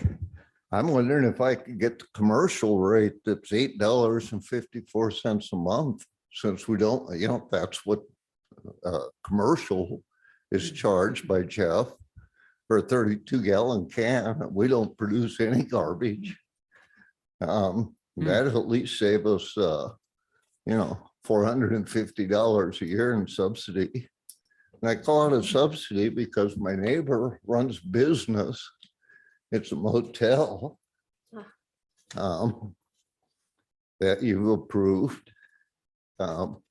And he parks up to 12 cars on his quarter-acre lot. We weren't allowed to by TURPA when we built our cabin 30 years ago, or when we bought our lot 50 plus years ago. And I'm wondering, do they get commercial rates since it's not a residential use anymore? Yeah. It's not, they don't have a homeowner's exemption because it's not their primary residence. It's exclusively a business. And they are able to park right up to our property line facing our cabin. So when they come back from the clubs at 2 or 3, 4, their lights shine right in our cabin. We weren't allowed to do that. So I know you screwed up last year and overcharged everybody. And I brought it to Supervisor Lane's attention in January. And she was very prompt and kept me informed of what was going on. And by the end of April, we got a refund at 7% interest, which is what CPI was at that time. It cost me about $40 extra. And I get a little notice with the check that doesn't even say what it's for. Not, gee, we're sorry, we overcharged you or anything. It gives some fundamental reasons why the assessor might be charging you differently. So, are you ever going to make this thing fair? I mean, have you even considered doing it fairly? I mean, I know Jeff collects the garbage in Glenwood, is it, on the Nevada side? It's not mandatory there. No, it's only mandatory in El Dorado County. Not mandatory anywhere else around the lake. Thank you for your comments. We appreciate you coming down the hill every year and. No, you don't. We do, we do. Well, you don't. I've been coming for 20 years. You don't change anything. Madam Chair, So, would you mind asking the speaker to specify his parcel number so that it can be removed from Exhibit A to the proposed resolution? Absolutely. Can you give that to our clerk? pardon me? Can you give your parcel number to our clerk so it can be removed from the resolution? Oh, sure. I think I can. Oh, your notice is wrong again this year too. Because the liens you approved this year are going on the 22-23 tax roll according to your notice. Actually, I'm gonna, the public Those were comment, paid- excuse me, excuse me. Those were paid excuse in me for a minute. December. Excuse me. Can you follow up with Supervisor Lane on your follow-up concerns? Because the public comment is now done on this item, but follow up with Supervisor Lane on that, on your additional concerns. Okay. Okay, and then give the parcel number to our Thank- clerk so we can take it off the She resolution. was very good. I wish there were 5 of her up there. Thank you very Maybe much. something would change. Thank you, Bruce. Is there any other public comment in this item? Now taking public comment from Zoom participants. There's no additional public comment. All right, we'll bring this back to the board.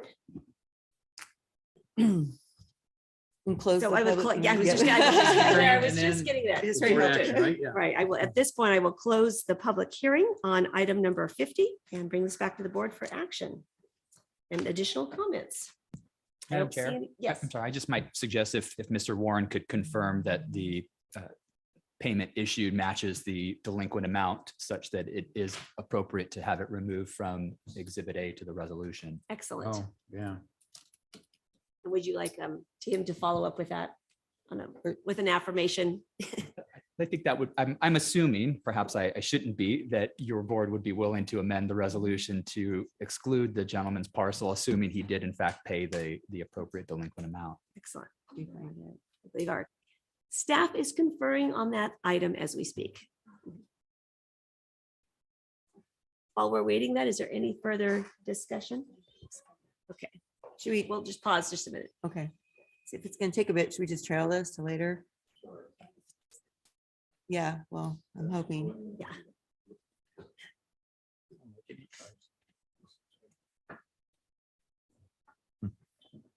Small spreadsheet here.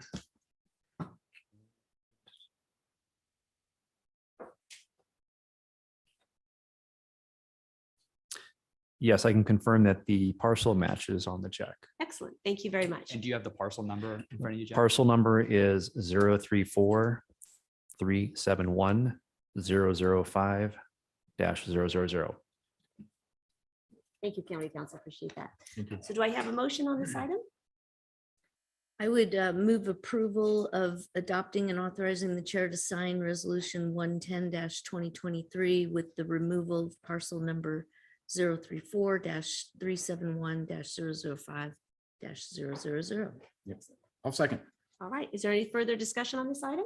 All right. All those in favor, say aye. Aye. All right. Motion passes. All right. Thank you very much. Thank you for your Appreciate that. patience. Yeah. Yes, appreciate that. All right, so at this point, the board is going to move into, we'll now recess into closed session to hear items 56 through 59. We're especially going to hear 59. But anyone who wishes to provide comments concerning any matters on our closed session may do so at this time. Now taking public comment on closed session items. Individuals will have 3 minutes to address the board. The timer will notify you when you have 30 seconds remaining to comment. Public comment will be taken first from those participating in the boardroom and then from those participating through Zoom. For those participating by Zoom, please make sure you unmute yourself when called upon. If you're joining by Zoom, if you're joining the meeting by phone, press *9 to indicate a desire to comment. If you're joining by Zoom, press the raise hand button. Please voluntarily state your name for the record. Go, Chris. Chris Payne, you're going into close. Will you be coming back into open before you go to lunch or No, we will lunch be from breaking, close? we will be breaking for lunch after that. Just wanted to double check. Thank you. Appreciate the clarification. I'm taking this opportunity to urge you to follow the practice. This is normative. You're telling the public you're going into closed session. You're going to come back and tell us what you did. I've had the conversation with county council. We respectfully disagree, but I've checked with the good governance folks. And when you go into closed session and you take no action, that's an action. And you need to come out like every other board I've been at and just tell the public, we took no action. So just under advisement before I start running up big litigation bills. But hey, he's smarter than me, but we can play a game. My apologies. We will certainly be coming back Yeah, to today I report know out. you will. No, we always do. We always do. We will report out after when we come back for lunch. And maybe I misunderstand when you check.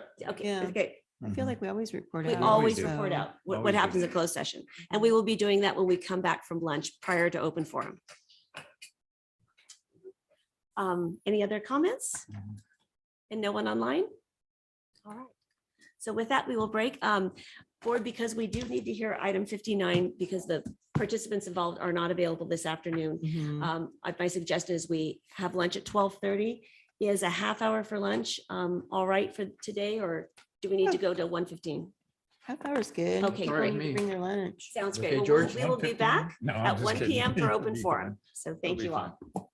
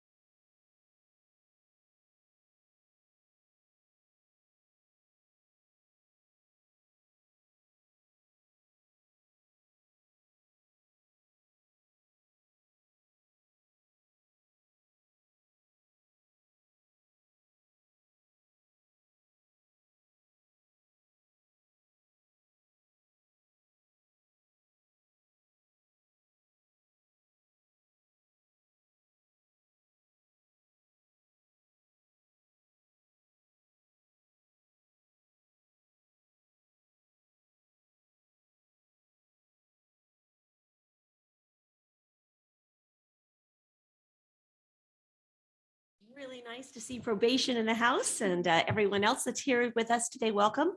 We apologize that we are a half hour delayed. We just had a lot of things to attend to this morning, so we're a little bit behind. But what that looks like is we're going to, of course, do open forum at this time. Then we're going to move to our 1:30 time allocation, item number 55, the probation department presentation. Then we will do item number 51, DOT. And then we will revisit, we'll do our 10 a.m. item, which was number 54 from our auditor's office after DOT. So with that, we are back. And County Council, do we have anything to report from closed session? Thank you, Madam Chair. The board met in closed session and heard item number 59, and there is no action to report out. Excellent. Well, Kim will now move into open forum, please. Now taking public comment on open forum. Individuals will have 3 minutes to address the board. The timer will notify you when you have 30 seconds remaining to comment. Public comment will be taken first from those participating in the boardroom and then from those participating through Zoom. For those participating by Zoom, please make sure you unmute yourself when called upon. If you're joining the meeting by phone, press *9 to indicate a desire to comment. If you're joining by Zoom, press the raise hand button. Please voluntarily state your name for the record. Is there anyone online, Kim? Oh, Well. all right. You don't want to waste a microphone here. Sorry. I have two comments.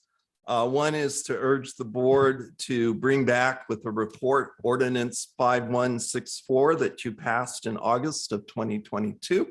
Ordinance 5164 addressed Senate Bill 1383. Yeah, 1383. Thank you. And mandated, gradually impacting, if we are the national average of 320 pounds per person, that's about 32 tons of organic waste that's going into our landfills and all of that. And from my perspective, you spent a lot of time today on how to meet these demands. And hey, we've got a lot of resources that we can be capturing. And I think that's what I heard would be the goal. And so I think having a report on how are we doing. And anecdotally, I have a friend who says the bears love their cans now. So they just keep them in the garage because the bear took the bear-proof can and hid it somewhere. So I also am asking a question about process. It goes to that you just held closed session. You just reported no action. I've been doing this for 30 years. Reasonable people can disagree. My understanding, that's the norm. I've been at meetings where you check with county council and you anticipate no action.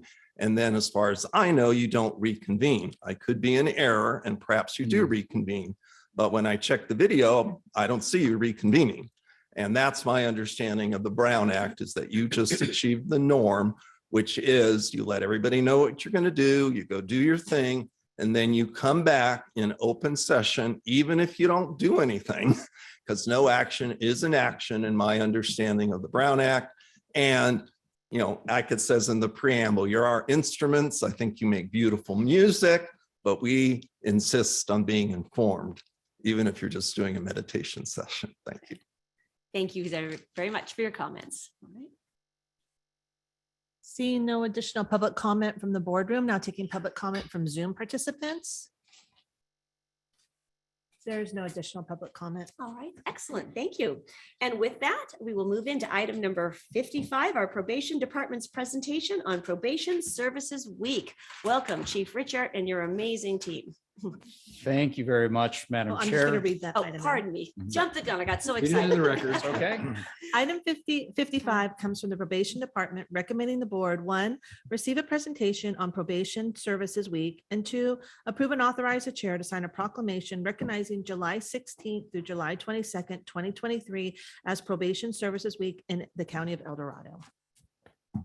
As our esteemed clerk has pointed out to you, I am here today to provide you with a relatively, to me, short presentation and request a proclamation from the board in acknowledgement of probation and what is technically probation, pretrial, parole supervision week. But since we're not quite yet the parole authority in El Dorado County, we let that slide a little bit off to the side. So this week is probation supervision week across the country. We take a look at the activities of parole and probation entities across the United States. And we collectively acknowledge the work of the professionals that you see behind me today. Here in California, we are actually today, if you can bring that up, Kim, thank you very much. Today in California, we are actually looking at all 58 jurisdictions throughout the state of California and the probation services that are taking place in each of those jurisdictions.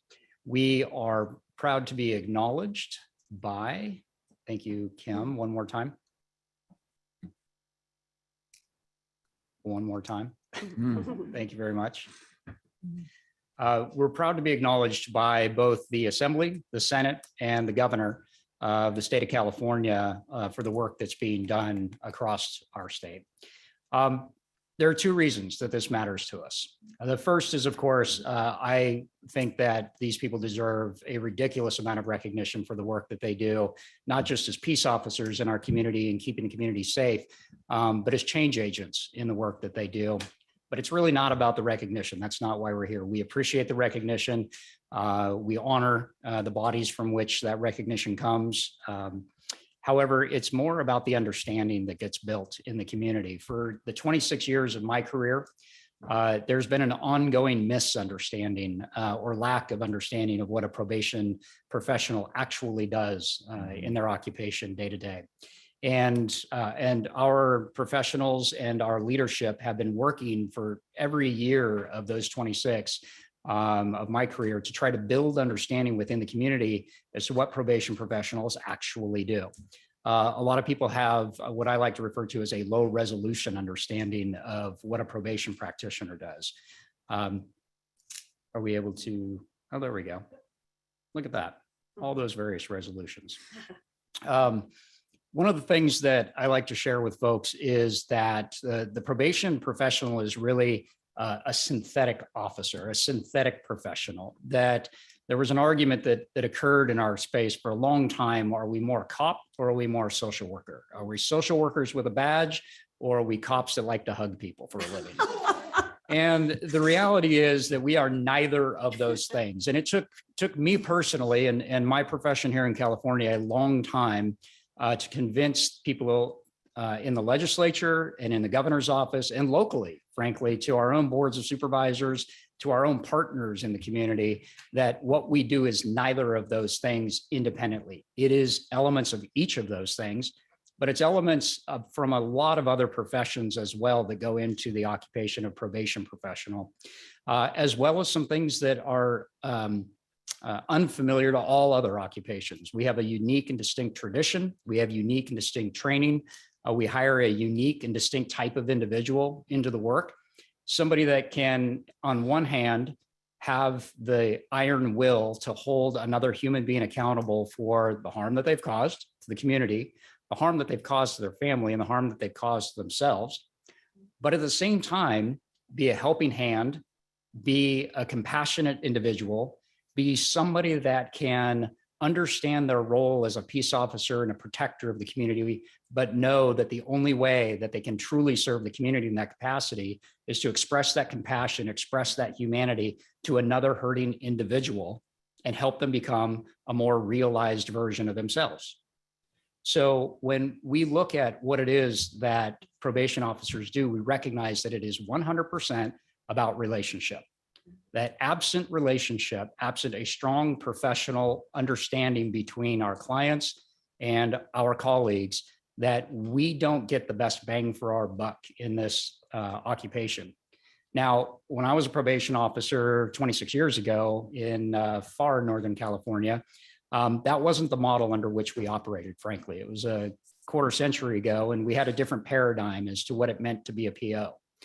Fortunately, we learned and we studied and we researched and we looked at other professions and where their mechanisms led them. And we began to follow what I refer to more as a medical model of the probation service. We looked at the evidence.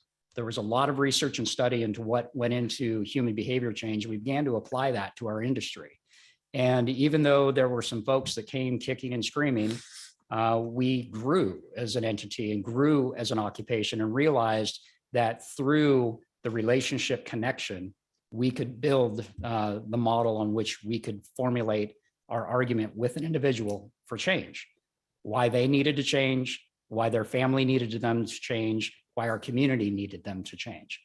And as some of you have seen through some of the more recent presentations that I've made, we see it happening in spades today. We see so much more effectiveness in our community with the people that we work to realize their goal of becoming less drug dependent to not drug dependent at all, to shifting their focus to employment and education and family. And I think we could all agree that when you are focused on things outside of yourself, when you're focused on your family, you're focused on your kids, you're focused on your community, you're focused on achieving your job, that those things all just build better outcomes for the people around you and for you personally. And sometimes you didn't even know you were doing it for yourself. You figured you were doing it for somebody else. And ultimately you found all the reward that comes with all that we grew up knowing and people had to learn. And so really that's what this occupation is about. It's about connecting with the community. It's about connecting with individuals. And it's about becoming a change agent in the system. And I want to focus in on that second word for just a minute. It's about being an agent for somebody else. Change agent is often defined as, well, we engage in change. We are agents of change. But the reality is we're agents representing other people that until they develop the intrinsic motivation to change, we have to be the external motivator for them to be a changed person.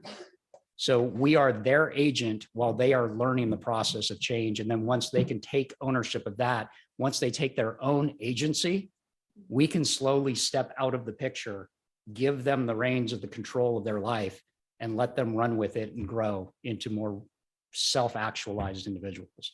And really, that's what this business is all about. So yes, peace officers in the community. Yes, public protection is our number one mission, but the manner in which we do that, the why that everybody comes into this occupation is because we can help other human beings become a better version of themselves, help protect themselves, their family, and the community. And that's what this job is really all about. So we get to do a lot of celebration this week. I'm standing in front of you today, 1 pint low on blood, because today's focus was on giving back to the community. And so we ran a blood drive out of the probation department. Turns out needles hurt. I'll just bury the lead on you there. I didn't mean to, but we are celebrating with, we started with our pancake breakfast in South Lake Tahoe yesterday, where if you've read the South Tahoe news today, Supervisor Lane, you'll see a picture of me with a spatula the size of my head, standing up on our griddle and serving breakfast to our staff up in South Lake. We're going to be repeating that on Thursday down at our West Slope office in Shingle Springs. You're all invited. You're welcome to come. We'd be happy to have you. The pancakes are great. The bacon is better. And I will make eggs if pancakes aren't your thing. So, but we're celebrating with a variety of food and activities, including our award ceremony on Wednesday, where we'll be recognizing all the good work from last year, as well as the service awards for people that have 5, 10, 15, 20, and apparently somebody with 25 years of service in our department. I call it the "What Are You Still Doing Here" award. But we have just such an incredibly dedicated, committed, and compassionate set of folks that work here. I know I've shared this with you before, but it never should go without saying. I was very fortunate when I came into El Dorado 9 years ago. I landed in an organization that was full of quality people. The only thing that I've been able to do for them is to maybe remove some of the barriers that were in their way of realizing their full potential as a department. But as I was quoted in the South Lake news piece, I get to work for the best probation department in the state of California now. And I take great pride in being associated with those folks. So with that, I will end my presentation, turn it over to you, Chair, for the proclamation. Thank you very much. I would be honored to do that. My goodness. And it is always a privilege to celebrate and to honor the good work and the dedication to our community. And so it is my pleasure on behalf of the Board of Supervisors to offer this proclamation recognizing July 16th through July 22nd, 2023 as Probation Services Week. whereas probation utilizes an accountability lens to be a connector and a bridge for justice-involved individuals to receive the individualized rehabilitative services they need to be successful. And whereas probation is an alternative to incarceration, and California's probation's mission is to deliver a seamless approach to providing effective supervision and rehabilitation services to justice-involved individuals. And whereas probation professionals play a unique and essential role in our justice system and communities, probation is focused on helping justice-involved individuals transition out of the system permanently through transformative and evidence-based rehabilitation. And whereas probation officers are trained experts prepared to manage trauma and other needs of justice-involved individuals and safely connect them to the resources they need. And whereas California probation officers are diverse, educated, and gender equitable professionals focused on providing collaborative safety for our communities. And whereas probation connects services and needs to enhance community safety and the restoration of justice-involved individuals. Probation departments are a connector in the justice system, bridging the gap and maximizing the resources available within the courts, local governments, law enforcement, social services, behavioral health, schools, crime survivor organizations, nonprofits, and the community to reduce recidivism by carefully balancing direct human services and research-based deterrence and interventions.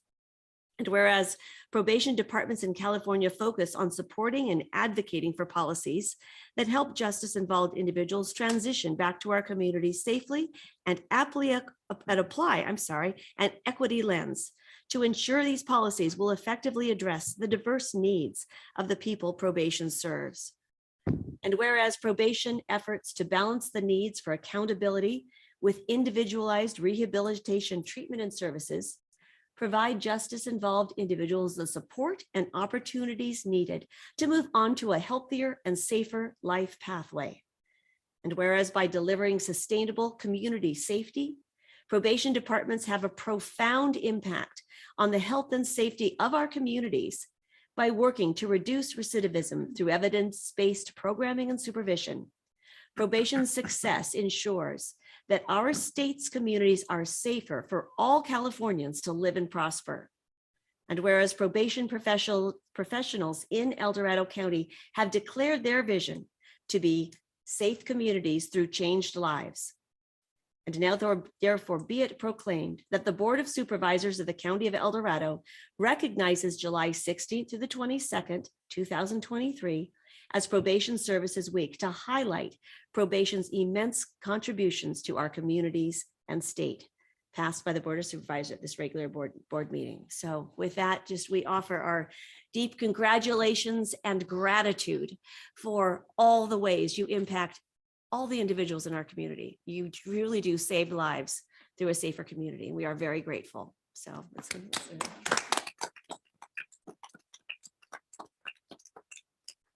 and our practice is always to approve this resolution after we've taken public comment on this, but does the board at this point have any other comments or?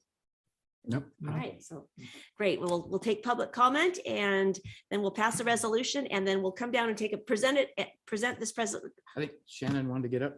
Shannon, Yeah, we're gonna do public comment right now. Okay, Yeah. so she's part of the public. Okay, thank you. Oh, no, I'm She's sorry. part of the department. Absolutely. Okay. You bet. My apologies. Come on up. Welcome. Thank you. Well, I can never follow anything as good as the chief. So, but here I am. I'm the El Dorado County Probation Officers Association president, and I've been the president for the past 5 years. And our vision statement, safe communities through changed lives. For the past 30 years, I've been doing this law enforcement, social work type gig. I worked for Napa County, Sac County, California Youth Authority. 27 years ago, I moved to El Dorado County and wanted to do probation, and I just wanted to get a job. But I also noticed that the pay wasn't that great here in El Dorado County compared to other counties. So I got a job over at EDSO as a CSO, and I worked there at the El Dorado Hill substation in Placerville and in the NARC unit. About 11 years later, about 2007, After I had my second son, I was like, you know what? Probation's my thing. Probation's in my heart, and probation's my passion. And I can either work at EDSO or I can work at probation and get paid not great. Either way, at least I'm doing what I wanted to do. So in 2007, I got hired on with probation, and I was welcomed with my new probation family. Around 2014, a lot of us probation officers were sitting at a union meeting, and we were heading into negotiations, and our union rep said, yeah, you guys deserve a 2% pay increase, and you guys are going to like it, and that's what you guys are going to get. However, we were also behind over 20% the median wage. So as probation officers, we were like, we need to make our own destiny. We need to make a change in our own lives. And at the same time, our supervising probation officer, Romenko, who's now our deputy chief probation officer, way back there, and a few other officers started our association. DPOs think outside the box. We think outside the circle, and we change lives, and we needed to make a change for ourselves. Approximately 2 years later, in 2016, we decertified from our union. Various people in the county said we couldn't do it because it was never done. But again, we're probation officers, and we think outside the box, we think outside the circle, and we took a chance and we decertified. About 2017, we went into our first negotiation, a brand new POA, inexperienced, approximately 22% behind the median. And most of our probation officers with a 4-year degree, carrying a gun, wearing a badge, a bulletproof vest, and putting our lives on the line. Yet we had officers that qualified for WIC. We had officers that qualified for reduced childcare, and we had officers that qualified for reduced lunches. In 5 years, a young POA, we have endured a juvenile hall shutdown. We have negotiated 3 MOUs, one of which were during uncertain times of COVID. Now, because of this board and because of the board previously, our officers are finally, at least 27 years later, after being behind the median, we are being paid the median wage of comparative agencies in our surrounding county. I no longer get officers qualifying for WIC, reduced lunches, or childcare, because the previous board and because of this board has brought us up to the median. This is how you, Board of Supervisors, have helped change our lives. This is what I get now. I get from my members. Thank you, POA Prez. I can buy my wife her car. I can afford my fire insurance. I finally feel I can support my family. In February, we received our first negotiated wage for this year. And I was at a local coffee shop with one of my coworkers, and we're getting ready to go out in the street. And we go and we get our coffee, and I go to pay for my coffee, and my coworker goes, "Oh, no, I got that for you." And I go, no, I got it. And he goes, "Have you looked at your pay stub lately?" And I go, "No, it was the first week of our first pay period with our first new wage." And I go, "No, I haven't looked at it." And he goes, "Well, I've looked at mine." He goes, "And I can afford to buy you a cup of coffee." Between now and the next 3 years, there will be a mass exodus out of this department due to retirements at a time when the state continues to transfer more and more responsibilities to the counties. You will be losing at least 500 years of experience. I've calculated it. 500 years of experience. Because you have the foresight and you chose to invest in us. And now we will be able to recruit, hire, and retain good qualified officers to take the place of those who retire. Our community will remain safe, and we will continue to change lives. And looking into the future, I am hopeful that the county will continue to bring all employees to the median and continue to look at other healthcare options. Just as DPOs try to change lives, Board of Supervisors, you can continue to change lives too. Board of Supervisors, with my gratitude, thank you. Thank you from the bottom of my heart for working with the POA and for recognizing us and your appreciation of us. Thank you. Wow. Thanks, Wow. Shannon. Thank you, Shannon.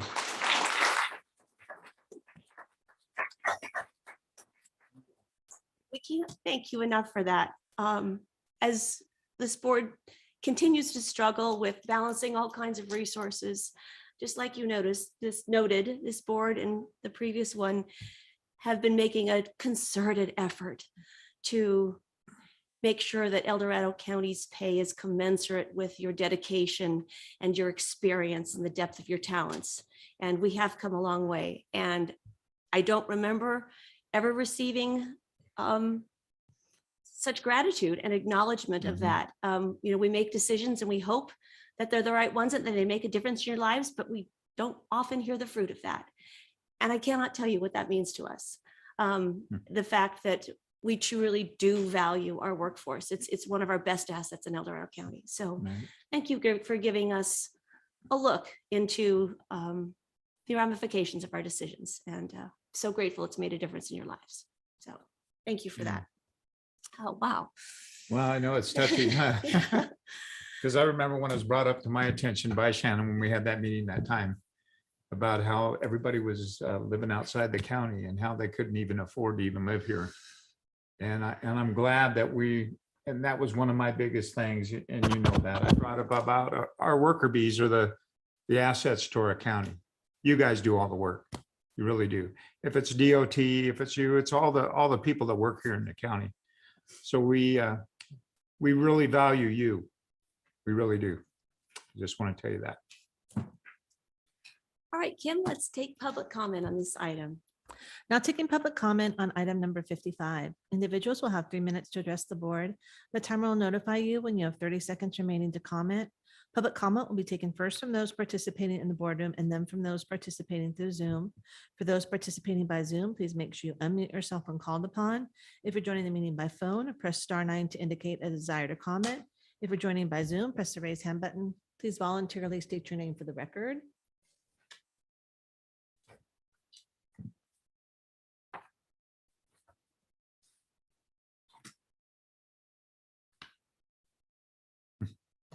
That was wonderful. I loved what I heard about safe communities through changed lives. I loved what I heard about the change in models to changing human behavior through a different approach that's 100% about relationships. As I've shared, I've spent 50 years in direct service, primarily with folks who have fallen through our different safety nets. And a lot of their lives are touched with justice, systems, police, and probation. And I can tell you, and all those people, bless all their hearts, the biggest hearts were the probation people. And I may not have told you, but I've done jail time. Always for trespassing and telling ahead of time and, US out of El Salvador, that kind of stuff. But hey, you meet people in there who did not have a good time understanding probation and parole and getting violated and just keep going back to jail. And then they get that officer who gets how to change lives, which is how we have a safe community. So thank you for the proclamation. Thank you all for your service. Thank you, Leo. We'll get to that point after that. Seeing no additional public comment from the boardroom, now taking public comment from Zoom participants. There's no additional public comment. All right, we'll close public comment. I see Supervisor Heidel has his button lit. Yeah, I want to personally thank Chief Richard for his leadership. The probation office, the organization wouldn't be what it is without your leadership. When I first got elected and got to my footing to try to understand how the county was operating and where things were going, it was very clear that a change was necessary in terms of the leadership, the organizational structure, the creativeness, and you brought that to the department. So, heartfelt thanks for what you contribute to this organization. And we all know you'll be looking at retirement at some point, but we just hope that you're planning that with a good succession plan, right? That you're grooming people internally to step up with the same kind of skills that you have and lead the organization, because leadership is 90% of it. The rest of it is just a good team of people that work together to make it happen. And I'm not underestimating that. That's very important. But without leadership, good teams just generally don't do that well. So, and the other thing I want to do is personally thank Shannon for her story. When I first became aware of the fact of this paid disparity with the probation office in comparison to sheriff's deputies and other things, I was amazed that El Dorado County, given the responsibilities, was allowing that to happen. So we started a process of informing people and warming them up to the fact that change had to happen. And it takes a long time, I'll grant that, but it was only through your personal contact and your communication and the way you handle things. You didn't come in demanding anything. You just shared the information, the knowledge, and basically said, this is not sustainable the way it is. And that's the part that I picked up on. It wasn't sustainable the way it was. Hopefully it is now. But we've made a huge transformation in this county, and I just applaud everybody that's been a part of it, your whole team, and everybody that's participated in this, because we've arrived at a great place. We just need to keep getting better every day. Well said. Thank you. Supervisor Parlin. Wow. Thank you all for what you do for our communities. And Shannon, it's just, I don't know what to say. I will remember your comments for the rest of my life. Because sometimes we make decisions and they're tough. They're tough decisions. And I just want you to know that. And we talked about this in our strategic planning meetings. Our investment in our employees is so important. Because we do value you, and you're out there with our community, and that's all our employees too.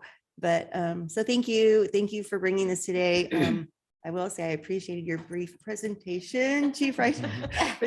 But I will say my favorite slide was the one with all the fun things you guys are doing. That's just amazing. And I did say that at our strategic planning meeting. We need to have more fun here too. So thank you for all you do. Yeah. I just want to say thank you for everything. You guys do a great job. You really do. And Shannon, it was not after I got elected when I met with you. It was when I was my candidacy, when I was running for office at that particular time when we met. And, thank you for bringing that to my attention, because it's one of the biggest things that we all worked on to try to focus to resolve this problem. So thank you. With that, I'd love to move this proclamation. Do I have a second? Second. All right. Third. It's unanimous. All those in favor, say aye. Aye. At this point, I'd like to invite the board to gather and your Yeah. team, and let's take a group picture with a proclamation. Thank you, Carla, for being here.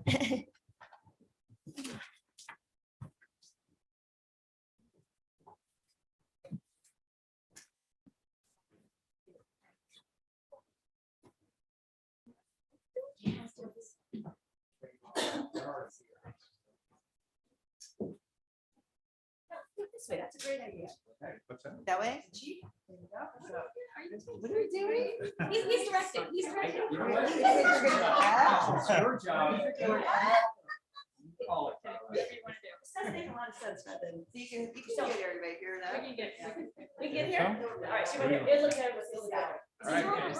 That's So you want us back here? Believe it or not, happens. So what are we gonna do? I don't know what's going on. More often than not. Do you want us in front or behind? In front, in front, we're in front. Sorry, we're right in front. And the taller people can go behind, because the podium will be covered by the not. Come on now. It's all people I see you. It's hard not to.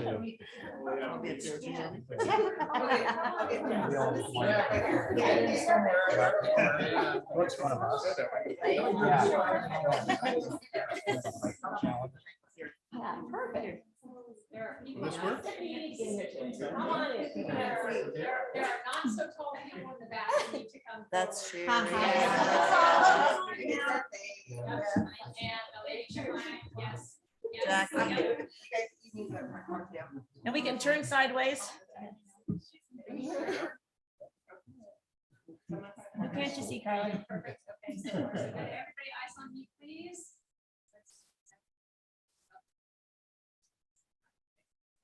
So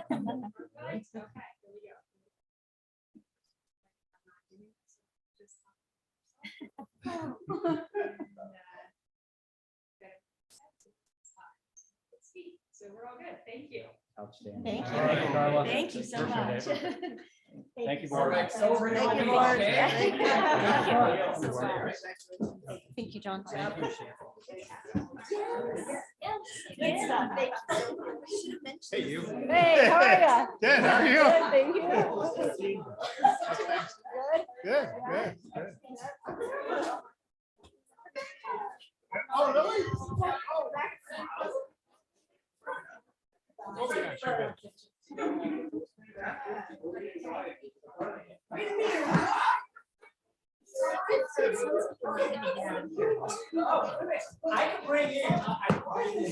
Should I have not said that?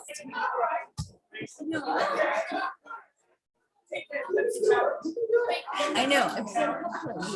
I'm not gonna- I'm like, Like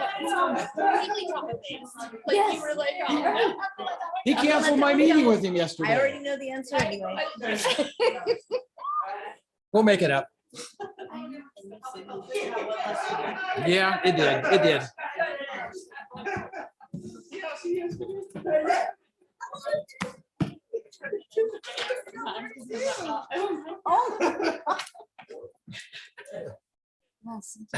Okay, we are back. That was good stuff. All right, wonderful. And now we will move on to item number 51 from DOT. Item 51 is a hearing from the Department of Transportation recommending the board, one, pursuant to board policy A3, ordinances new and amended, approve the introduction first reading of a new ordinance updating County Ordinance 5094 to incorporate text changes clarifying Director of Transportation and Deputy Director of Engineering authorities as the exemption of this ordinance from the California Environmental Quality Act, and two, waive reading of the full ordinance, read by title only, and continue this matter to August 22nd, 2023 for final passage. Supervisor Thomas, could you please open the hearing? With that, I open this hearing. Thank you. Hello, Raphael. Thanks for waiting for us this afternoon. My pleasure, my pleasure. Good afternoon, Madam Chair, Board of Supervisors, Rafael Martinez, Director of Transportation for El Dorado County. Yes, that is a hard act to follow, but I take that Pepsi challenge, Supervisor Heidel, to see Okay. if I can possibly match up to Richard's accolades and accomplishments someday. But like I said, tough act to follow. Anyways, I am here today to make sure that we abide by board policy A3, which states that any ordinance that will be sunsetting gets updated, and ordinance 5094 would be sunsetting this November, which pertains to some aspects having to do with property acquisitions, entitlements, easements, and authorities of such aspects of property acquisition. And so we would like to update that ordinance as well as make some minor modifications. If you have any questions, I am here to answer them today, as well as my staff who is online. Thank you. Rather simple and straightforward board Yes, item, but most any definitely. questions from the No. board? No. All right. Well, your explanation just wowed us. We have no more Perfect. further questions. Yeah, exactly. With that, we will take public comment on this item. Now taking public comment on item number 51. Individuals will have 3 minutes to address the board. The timer will notify you when you have 30 seconds remaining to comment. Public comment will be taken first from those participating in the boardroom and then from those participating through Zoom. For those participating by Zoom, please make sure you unmute yourself when called upon. If you're joining the meeting by phone, press *9 to indicate a desire to comment. If you're joining by Zoom, press the raise hand button. Please voluntarily state your name for the record. Lael Bennett Coshon, Pollock Pines. Suggestion, this party was great. You didn't have to let them leave. Raphael could have had an audience. As I've shared, I grew up with engineers that built Interstate 8 in California. I mean, we were talking about people, but I always appreciated the work, the passion that went into that freeway. And it's still there, obviously. And what he predicted, though, was, hey, the state's cutting back on the concrete quality and it's not going to be as good further on. So when you drive out in the rural areas, that highway is not as good as it is in the urban areas. And I have no idea if it's true, but when I go to, South Lake Tahoe, I think it's more the weather, but I notice all those potholes. But I appreciate that you've had the public hearing, the sunset, all the good governance. Thank you. I'm not going to burden you because you did make a challenge, George. And I am totally capable of making it up in quality, what you had in quantity, but not today. Now taking public comment from Zoom participants. There's no additional public comment. All right, with that, I close the public hearing and bring this back to the board for action. Move. Second. Any further discussion?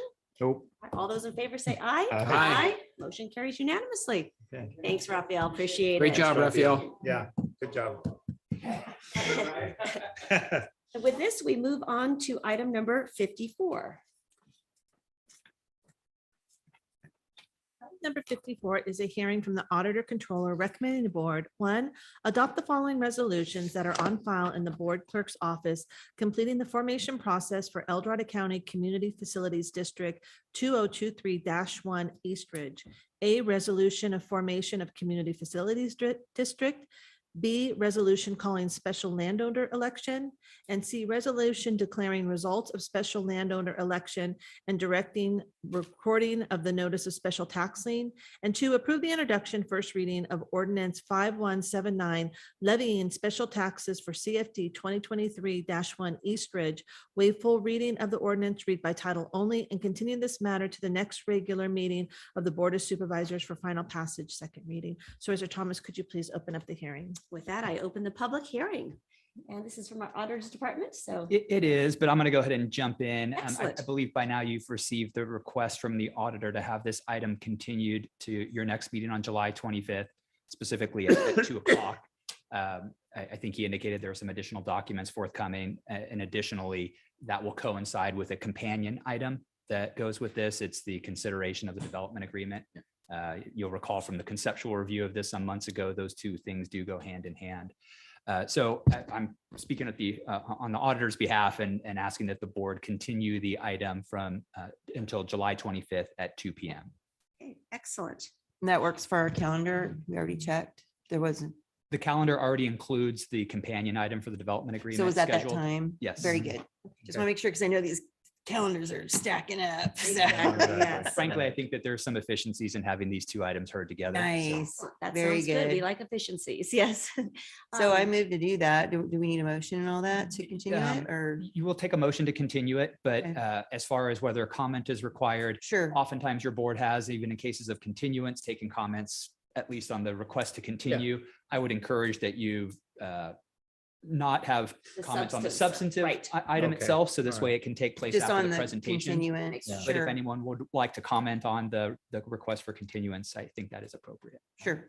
So we will take public comment on this. No, item. nobody wants to speak on All that. right, so we'll bring this back to the board for action. So do I hear? Oh, yes, it's such a mundane. So just as you were speaking about earlier. Leo, Leo? can I Yeah. just read into the record? Oh, I'm so sorry. Now taking public comment on item number 54, individuals will have 3 minutes to address the board. The timer will notify you when you have 30 seconds remaining to comment. Public comment will be taken first from those participating in the boardroom and then from those participating through Zoom. For those participating by Zoom, please make sure you unmute yourself when called upon. If you're joining the meeting by phone, press *9 to indicate a desire to comment. If you're joining by Zoom, press the raise hand button. Please voluntarily state your name for the record. I apologize, Kim. I guess I was too efficient. Leo Bennett, Coshon, Pollock Pines. Just to the continuance, my question is, it's hard to tell in all of this stuff, but how many people are voting? Because sometimes developers you can have 5 people setting things for the future. And that's my question as a citizen. That would be nice to see in the next one. There, thank you. Now taking public comment from Zoom participants. There's no public comment. I'm not sure I understood the question. Did you? I get the- did. Okay, I great. don't know if I have the answer right here, but I can certainly make note of that for the For presentation next week. Yeah, excellent. that makes sense. Thank you. So All we have a right. motion on the table. I'll second it. Motion is second. Any further discussion? All right, all those in favor say aye. Aye. So we will look forward to revisiting this item. July 27th? 25th. I'm sorry, 25th. Jump the gun. Okay. So with that, I do believe we are all done with our board items for the day, except for items 56 through 58 in closed session. So what is the will of the board? Would you like to do to and froms at this point and then move back into closed session? Will we have anything to report out? Do That's we the think? question. With these items, I don't anticipate there being any action to report out. Okay. Okay. We do to and froms now. Then So you who guys would- okay with that? Yeah, who would Yeah, like I'm to okay. start to froms?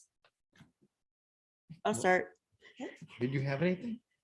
I know. I'm- Yes, You I were did. gone get- for a couple I weeks. did I'm get just back asking. into town. I did. I came back. Did you want, are you jumping at the bed? No. Okay. No, I'm just I'll try and make it brief because we're off for quite a bit. So things that the board will want to know about, heads up. I did have a meeting with staff regarding updating the bylaws for the Cemetery Advisory Committee, which by the way, I've been talking about for like 2 or 3 years. And it turns out part of the reason why is because the resolution needs to be updated first and or concurrently. So at some point, there will be a discussion about updating the resolution and there will be some board direction and or approval. So just giving you a heads up, changes are coming because the original resolution for the Cemetery Advisory Committee was adopted in 2002 and hasn't been updated since, and a lot changed. So just thought I'd give you a heads up on that. On the 12th, we had an RCRC meeting, and it was a lot of just updates on legislation and things going on. Did want to mention, and I might have mentioned it before, but the RCRC did establish an ad hoc committee on property homeowners insurance again, because we had one in 2019 that I was a part of. And so I was asked to participate on the new ad hoc since I did engage last time, and I'm happy to do that. As we all know, it's just a growing concern, and it's now not just impacting residents and homeowners, but now it's heavily impacting our commercial properties and could lead to some economic impact. So I'll give you updates as that moves along.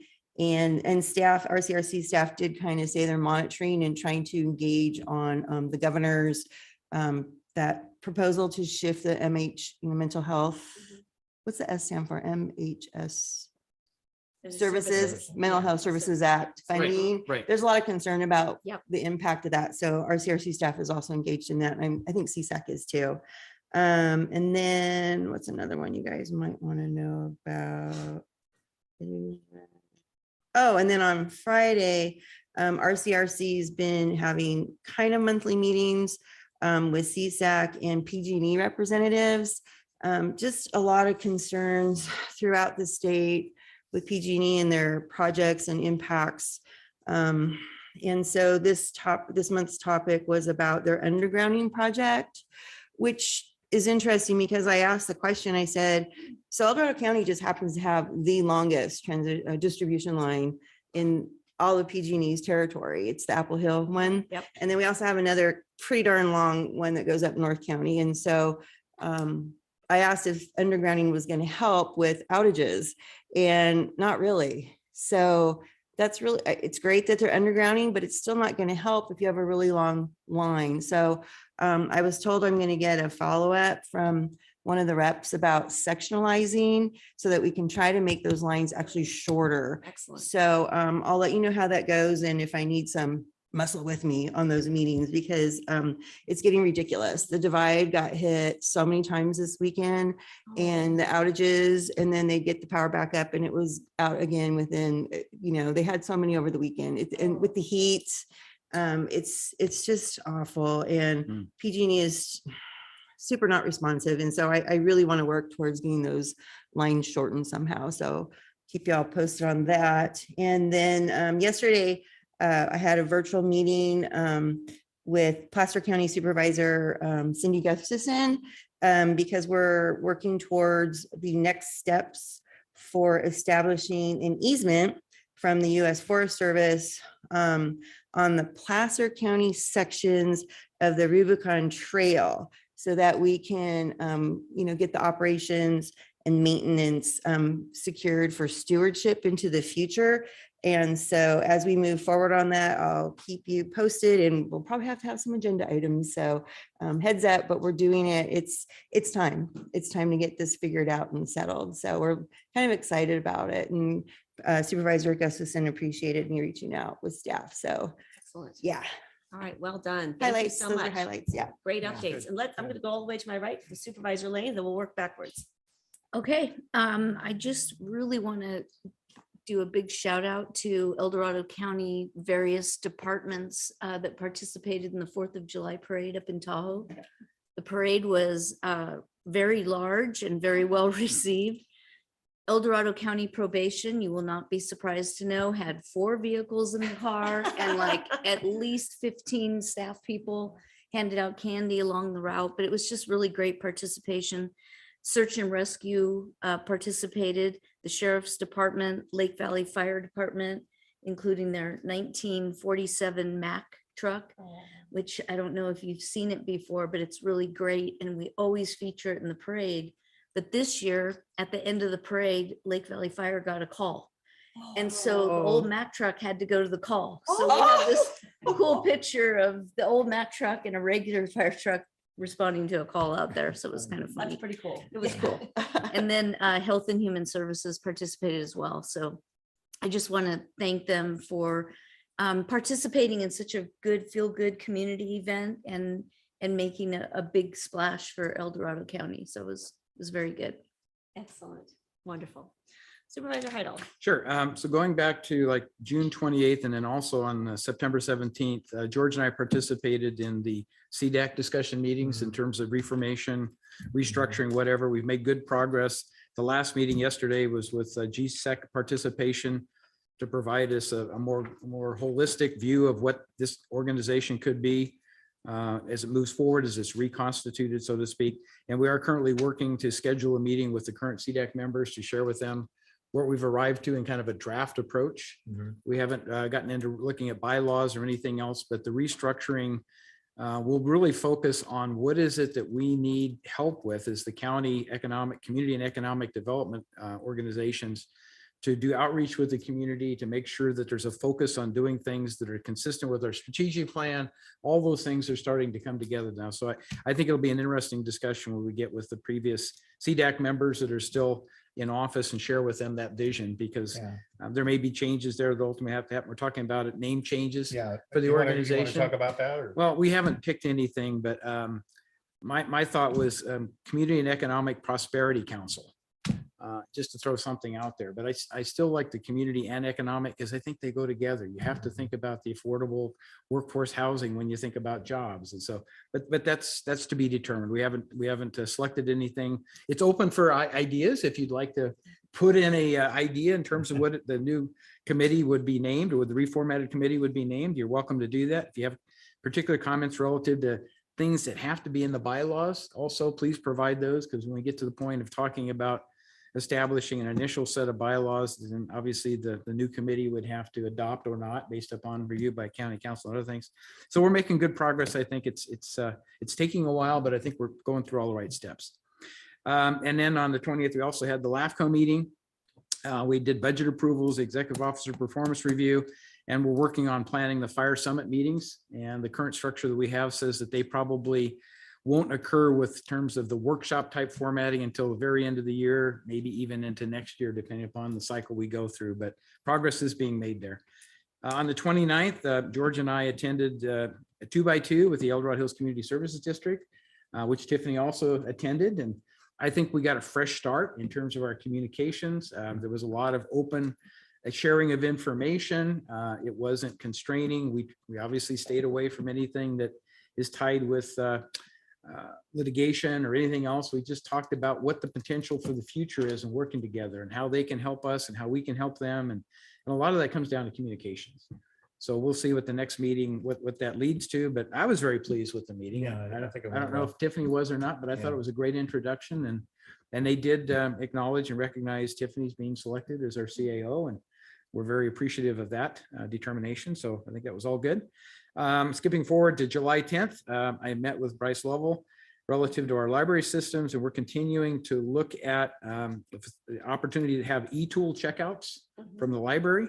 And that's not, any specific library. I think we've talked about El Dorado Hills and probably Georgetown as being maybe the two candidates we'd start with a pilot program. But relative to the El Dorado Hills site, we've looked at the available land, we've looked at the power and the water connection that would be brought in, which seems to be pretty simple. We've looked at tough shed type structures to keep the cost down. We've also communicated with Friends of the Library and other organizations that have an interest in this to make sure that they knew this wasn't a replacement for their plan for a major expansion. It was a temporary situation until we can look at the funding mechanisms to raise enough money to be able to build a second structure. And at that point, this particular shed would probably disappear. But I think it'd be great to introduce these e-tools, and I'm hoping that we can be successful in talking to air quality management in terms of getting some grant money so we can buy some battery powered lawnmowers and some battery powered trimmers and battery powered ultimately pressure washers and those kinds of things, so that we can start sharing the value of moving to the non-gas driven, non-diesel fuel driven power plants to basically do yard work. So I think by having the loan program, it'll get people familiar with it. Maybe it'll get them interested with incentives that we might be able to offer to buy, that first electric lawnmower or whatever it is, and move us down that path. And so anyway, that was good. And then lastly, on July 10th as well, we had our El Dorado Hills Community Council meeting. Some of them, Joe Patterson's our guest speaker. I thought he did a great job of delivering his message on what he's done in his short time at the state assembly. He's sponsored several bills. He has one that's in the final review process. It looks like it's going to make it all the way through with the governor's signature, but he's put a concerted effort into being a bipartisan type of operator, looking at where he can get support for the various bills and that sort of thing. And I think he's just starting to make inroads in doing some of those things. And I'll just mention that he has a real good relationship with our state senator, Maria Alvarado Gil, and that combination, I think, can be very successful for El Dorado County and other areas, that they cover, based upon just finding common ground and place we can work together on things to advance things that support everyone. And there's always going to be political dissension about some things, but so anyway, I was very appreciative for Joe and his presentation, and I'll leave it at that. But Excellent. yeah, okay, good 2 weeks. Good stuff. All right. Thank you. Supervisor Turnbull. Okay, so John talked about the 2x2 with the El Dorado Hills and CDAC and stuff. So I'll move on to the 7-6. They had a DNA Golf Academy, a ribbon cutting. It was a great event. There was over 200 people that showed up on that. It was amazing to me. And then on 7/11, I had the U.S. Forest Service meeting with the El Dorado Community Foundation and South County Alliance. So moving forward, it's going to be 5 acres of property is what's going to be donated, and actually they're going to lease the property is what it is. So we're moving forward. Basically, they kind of mapped out where the location is going to be, and it's going to be in that particular flat area that we visited out there, where that they have that shed PG&E had. Remember their storage unit and stuff. So that's probably the site where it's going to go on. We're also going to adopt it with a Boys and Girls Club, and basically the same kind of floor plan as the building they have, because it was also built by Carter Kelly, I think is what it was. So we're thinking about using that same type of floor plan for up there. So it's gonna be a great thing, and we're moving forward with that. So it's fantastic. Also, Senator Maria Amarillo-Gill and myself, I've been pushing hard, especially for supporting the Grizzly Flat Water Agency out there. So there was money that was we got allocated by the state to help that community. Starting the rebuild process, and we're still working on the $7 million with Alex Padilla from the federal level to make sure that we can fix that infrastructure. The infrastructure, the water tanks especially, is pretty bad when they got duct tape on holes out there on these water tanks. It's amazing to me, the infrastructure has got to be brought up to code, because Is that not standard? I guess it seems like to me you're sticking a finger in a dike almost, but anyway, we won't go there. But anyway, it's been a great thing. And she says, thank you for your persistence. You know me, I don't give up. I keep pushing, and anyway, it came through. So that was fantastic is what it was. Also visited the site, the Grizzly Flat Community Center site, and visited with some people that were actually assistants to some of the congressmen, and then also to state and assembly. So anyway, that was a thing. And then on the 7/12 also, I came back and we just went in there and seen what the issues were. A lot of with McClintock, they were there. He wasn't there, but it was his staff. And they were talking about some of the issues that people have and concerns and stuff, and just listening in. And then went into 7/13, and John and I both, I think you left just before I got there. Yeah. And Matt Imok is leaving, so we had that potluck, and I visited that. It was fantastic. And I hate to see him leave because I think he's done a great job for El Dorado Transits. And then also, Lori and I, we had attended this meeting to discuss biofuels, and it was a great meeting is what it was. So we're moving forward.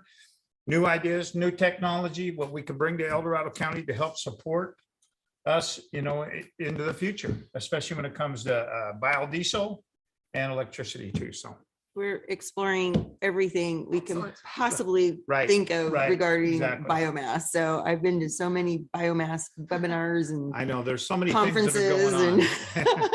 But it's a great thing that what we're doing. And Yeah. I think we're going to get this done, no matter what. We're going to get this done. Thank you for all your efforts to You're welcome. explore all those emerging technologies. exactly. I'm sure there are. There's a lot. Yeah, well, thank you. Just want to let everyone know that starting tomorrow, I'm going to be gone through Wednesday through Sunday. I'm taking, along with Supervisor Heidel. We're both gone, yeah. We're both taking part in the El Dorado County Chamber, Folsom Chamber Joint Study Mission. So we're going to Austin, Texas in July. Yes. Really looking forward to the trip. didn't plan that The part. weather, I know. Oh. Luckily, it's hot here too, so Yeah. you Wear know, your cool make it a suits. little easier, but we will be out of the office just to let everyone know. okay. So George, if anything needs signed, you're it. You're it. You're it. Okay, all right, I'm So good. just forewarned. Okay, Yeah. all right. I'll try to sign everything before I go though.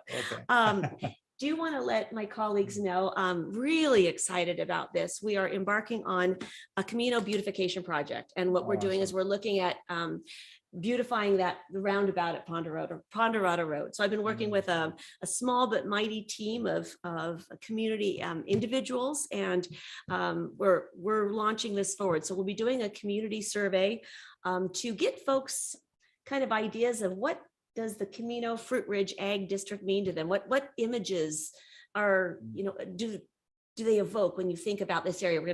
We thought by doing a survey, we'd cast a wider net to get input. And then we'll be doing a public meeting on August 30th to talk about the results of this survey and to collaborate on how we might move forward with this project, which includes, we're thinking landscaping certainly in that, but also a sculpture by Terry Bennett of the famed, Bennett sculpture that reflects this area. It's going to be truly spectacular, done in concert with our community. So really excited. We have a long way to go on that, but it's going to be a public process, but really looking forward to it. It'll make a huge difference in this roundabout. Also, just a heads up, a parallel effort, we are working with the El Dorado County Transportation Commission. So my fellow commissioners on that, look for an agenda item in the near future to launch a wayfinding and placemaking project to help redirect folks off Highway 50 and around the area with this new roundabout. It's disrupted traffic patterns, and there's an opportunity to enhance the direction and also the identity of this community, which is, a major economic driver for El Dorado County. So, And not just the roundabout, it's the divider. of exactly, The highway. it's that's- disrupted the traffic Yes, patterns. so there is opportunity. You're right. There That's great. is. Caltrans has opened all that, right? We're coordinating with Yeah. Caltrans on both of Agreement, these. right? efforts. 'Cause it's They're their on. Yeah, territory. coordinating with Caltrans on both this, Yeah. but just, Okay. we're on the verge of this. So just kind of wanted to give you a heads up. This is something we'll be working on it and look at it for, I think it's an August EDC agenda. Okay. I know to- we can get to some kind of start compost this. if you need it. Oh, good. Yeah. Excellent. That's good news.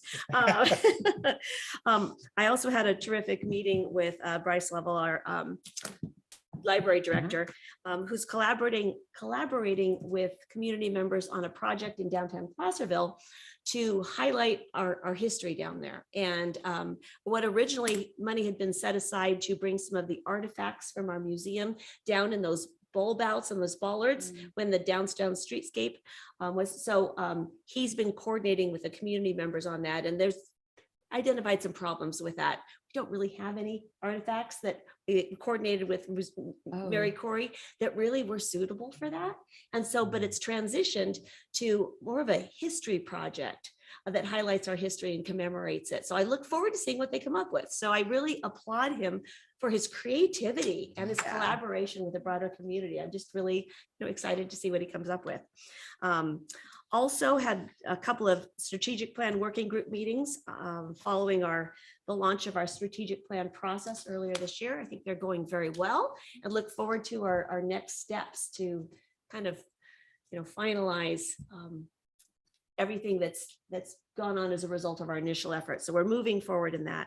And then last, I'm very excited about this. Wanted to give everyone a heads up that on the Diamond Springs Community Park, the Diamond Springs El Dorado Community Advisory Committee, had raised the question, how does the final park project design interact with that proposed circulation plan that was never formally adopted by the county, but was in the plan by EDC, but looked at alternate routes in the community, recognizing that we need to study that as to how, even though it was never formally adopted, how is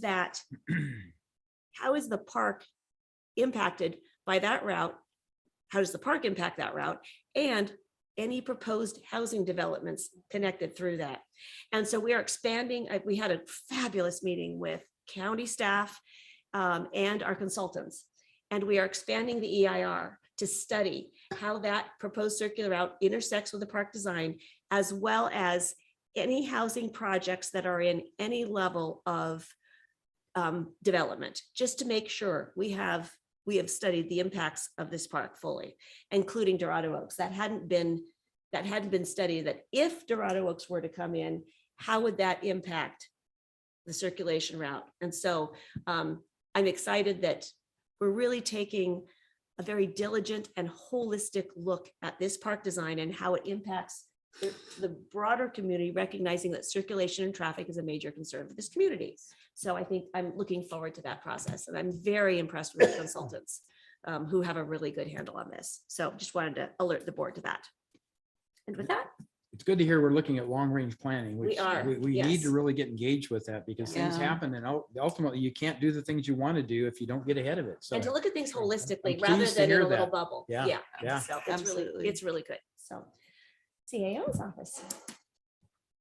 Thank you. So just quickly, update on staffing for the CAO's office. So with my official appointment and today's the board's action on today's item number 3, we will be initiating a recruitment for 2 assistant chief administrative officers and our analyst principal management analyst that has been on maternity leave for quite a while will be returning next week. So very soon. We're a tiny office. There's only 6 of us in there and we've been down 2 people, which is 30% of our staff. So Wow. So excited to be, fully staffed soon. And then we'll kind of turn up the heat on some of those projects that have still been progressing, but a little slower than I know some of us have wanted. So just want to let you know that. That is really good Yes, news. thank you for that. That'll Very change good. your life, won't it? Yes, I'm a little tired of the 2 hats. Yeah, that's wonderful news. Thank you so much. All right, well, good stuff. All right, so with that, we will go back into closed session to hear items 56 through 58. So thank you all. Thank you, Kim.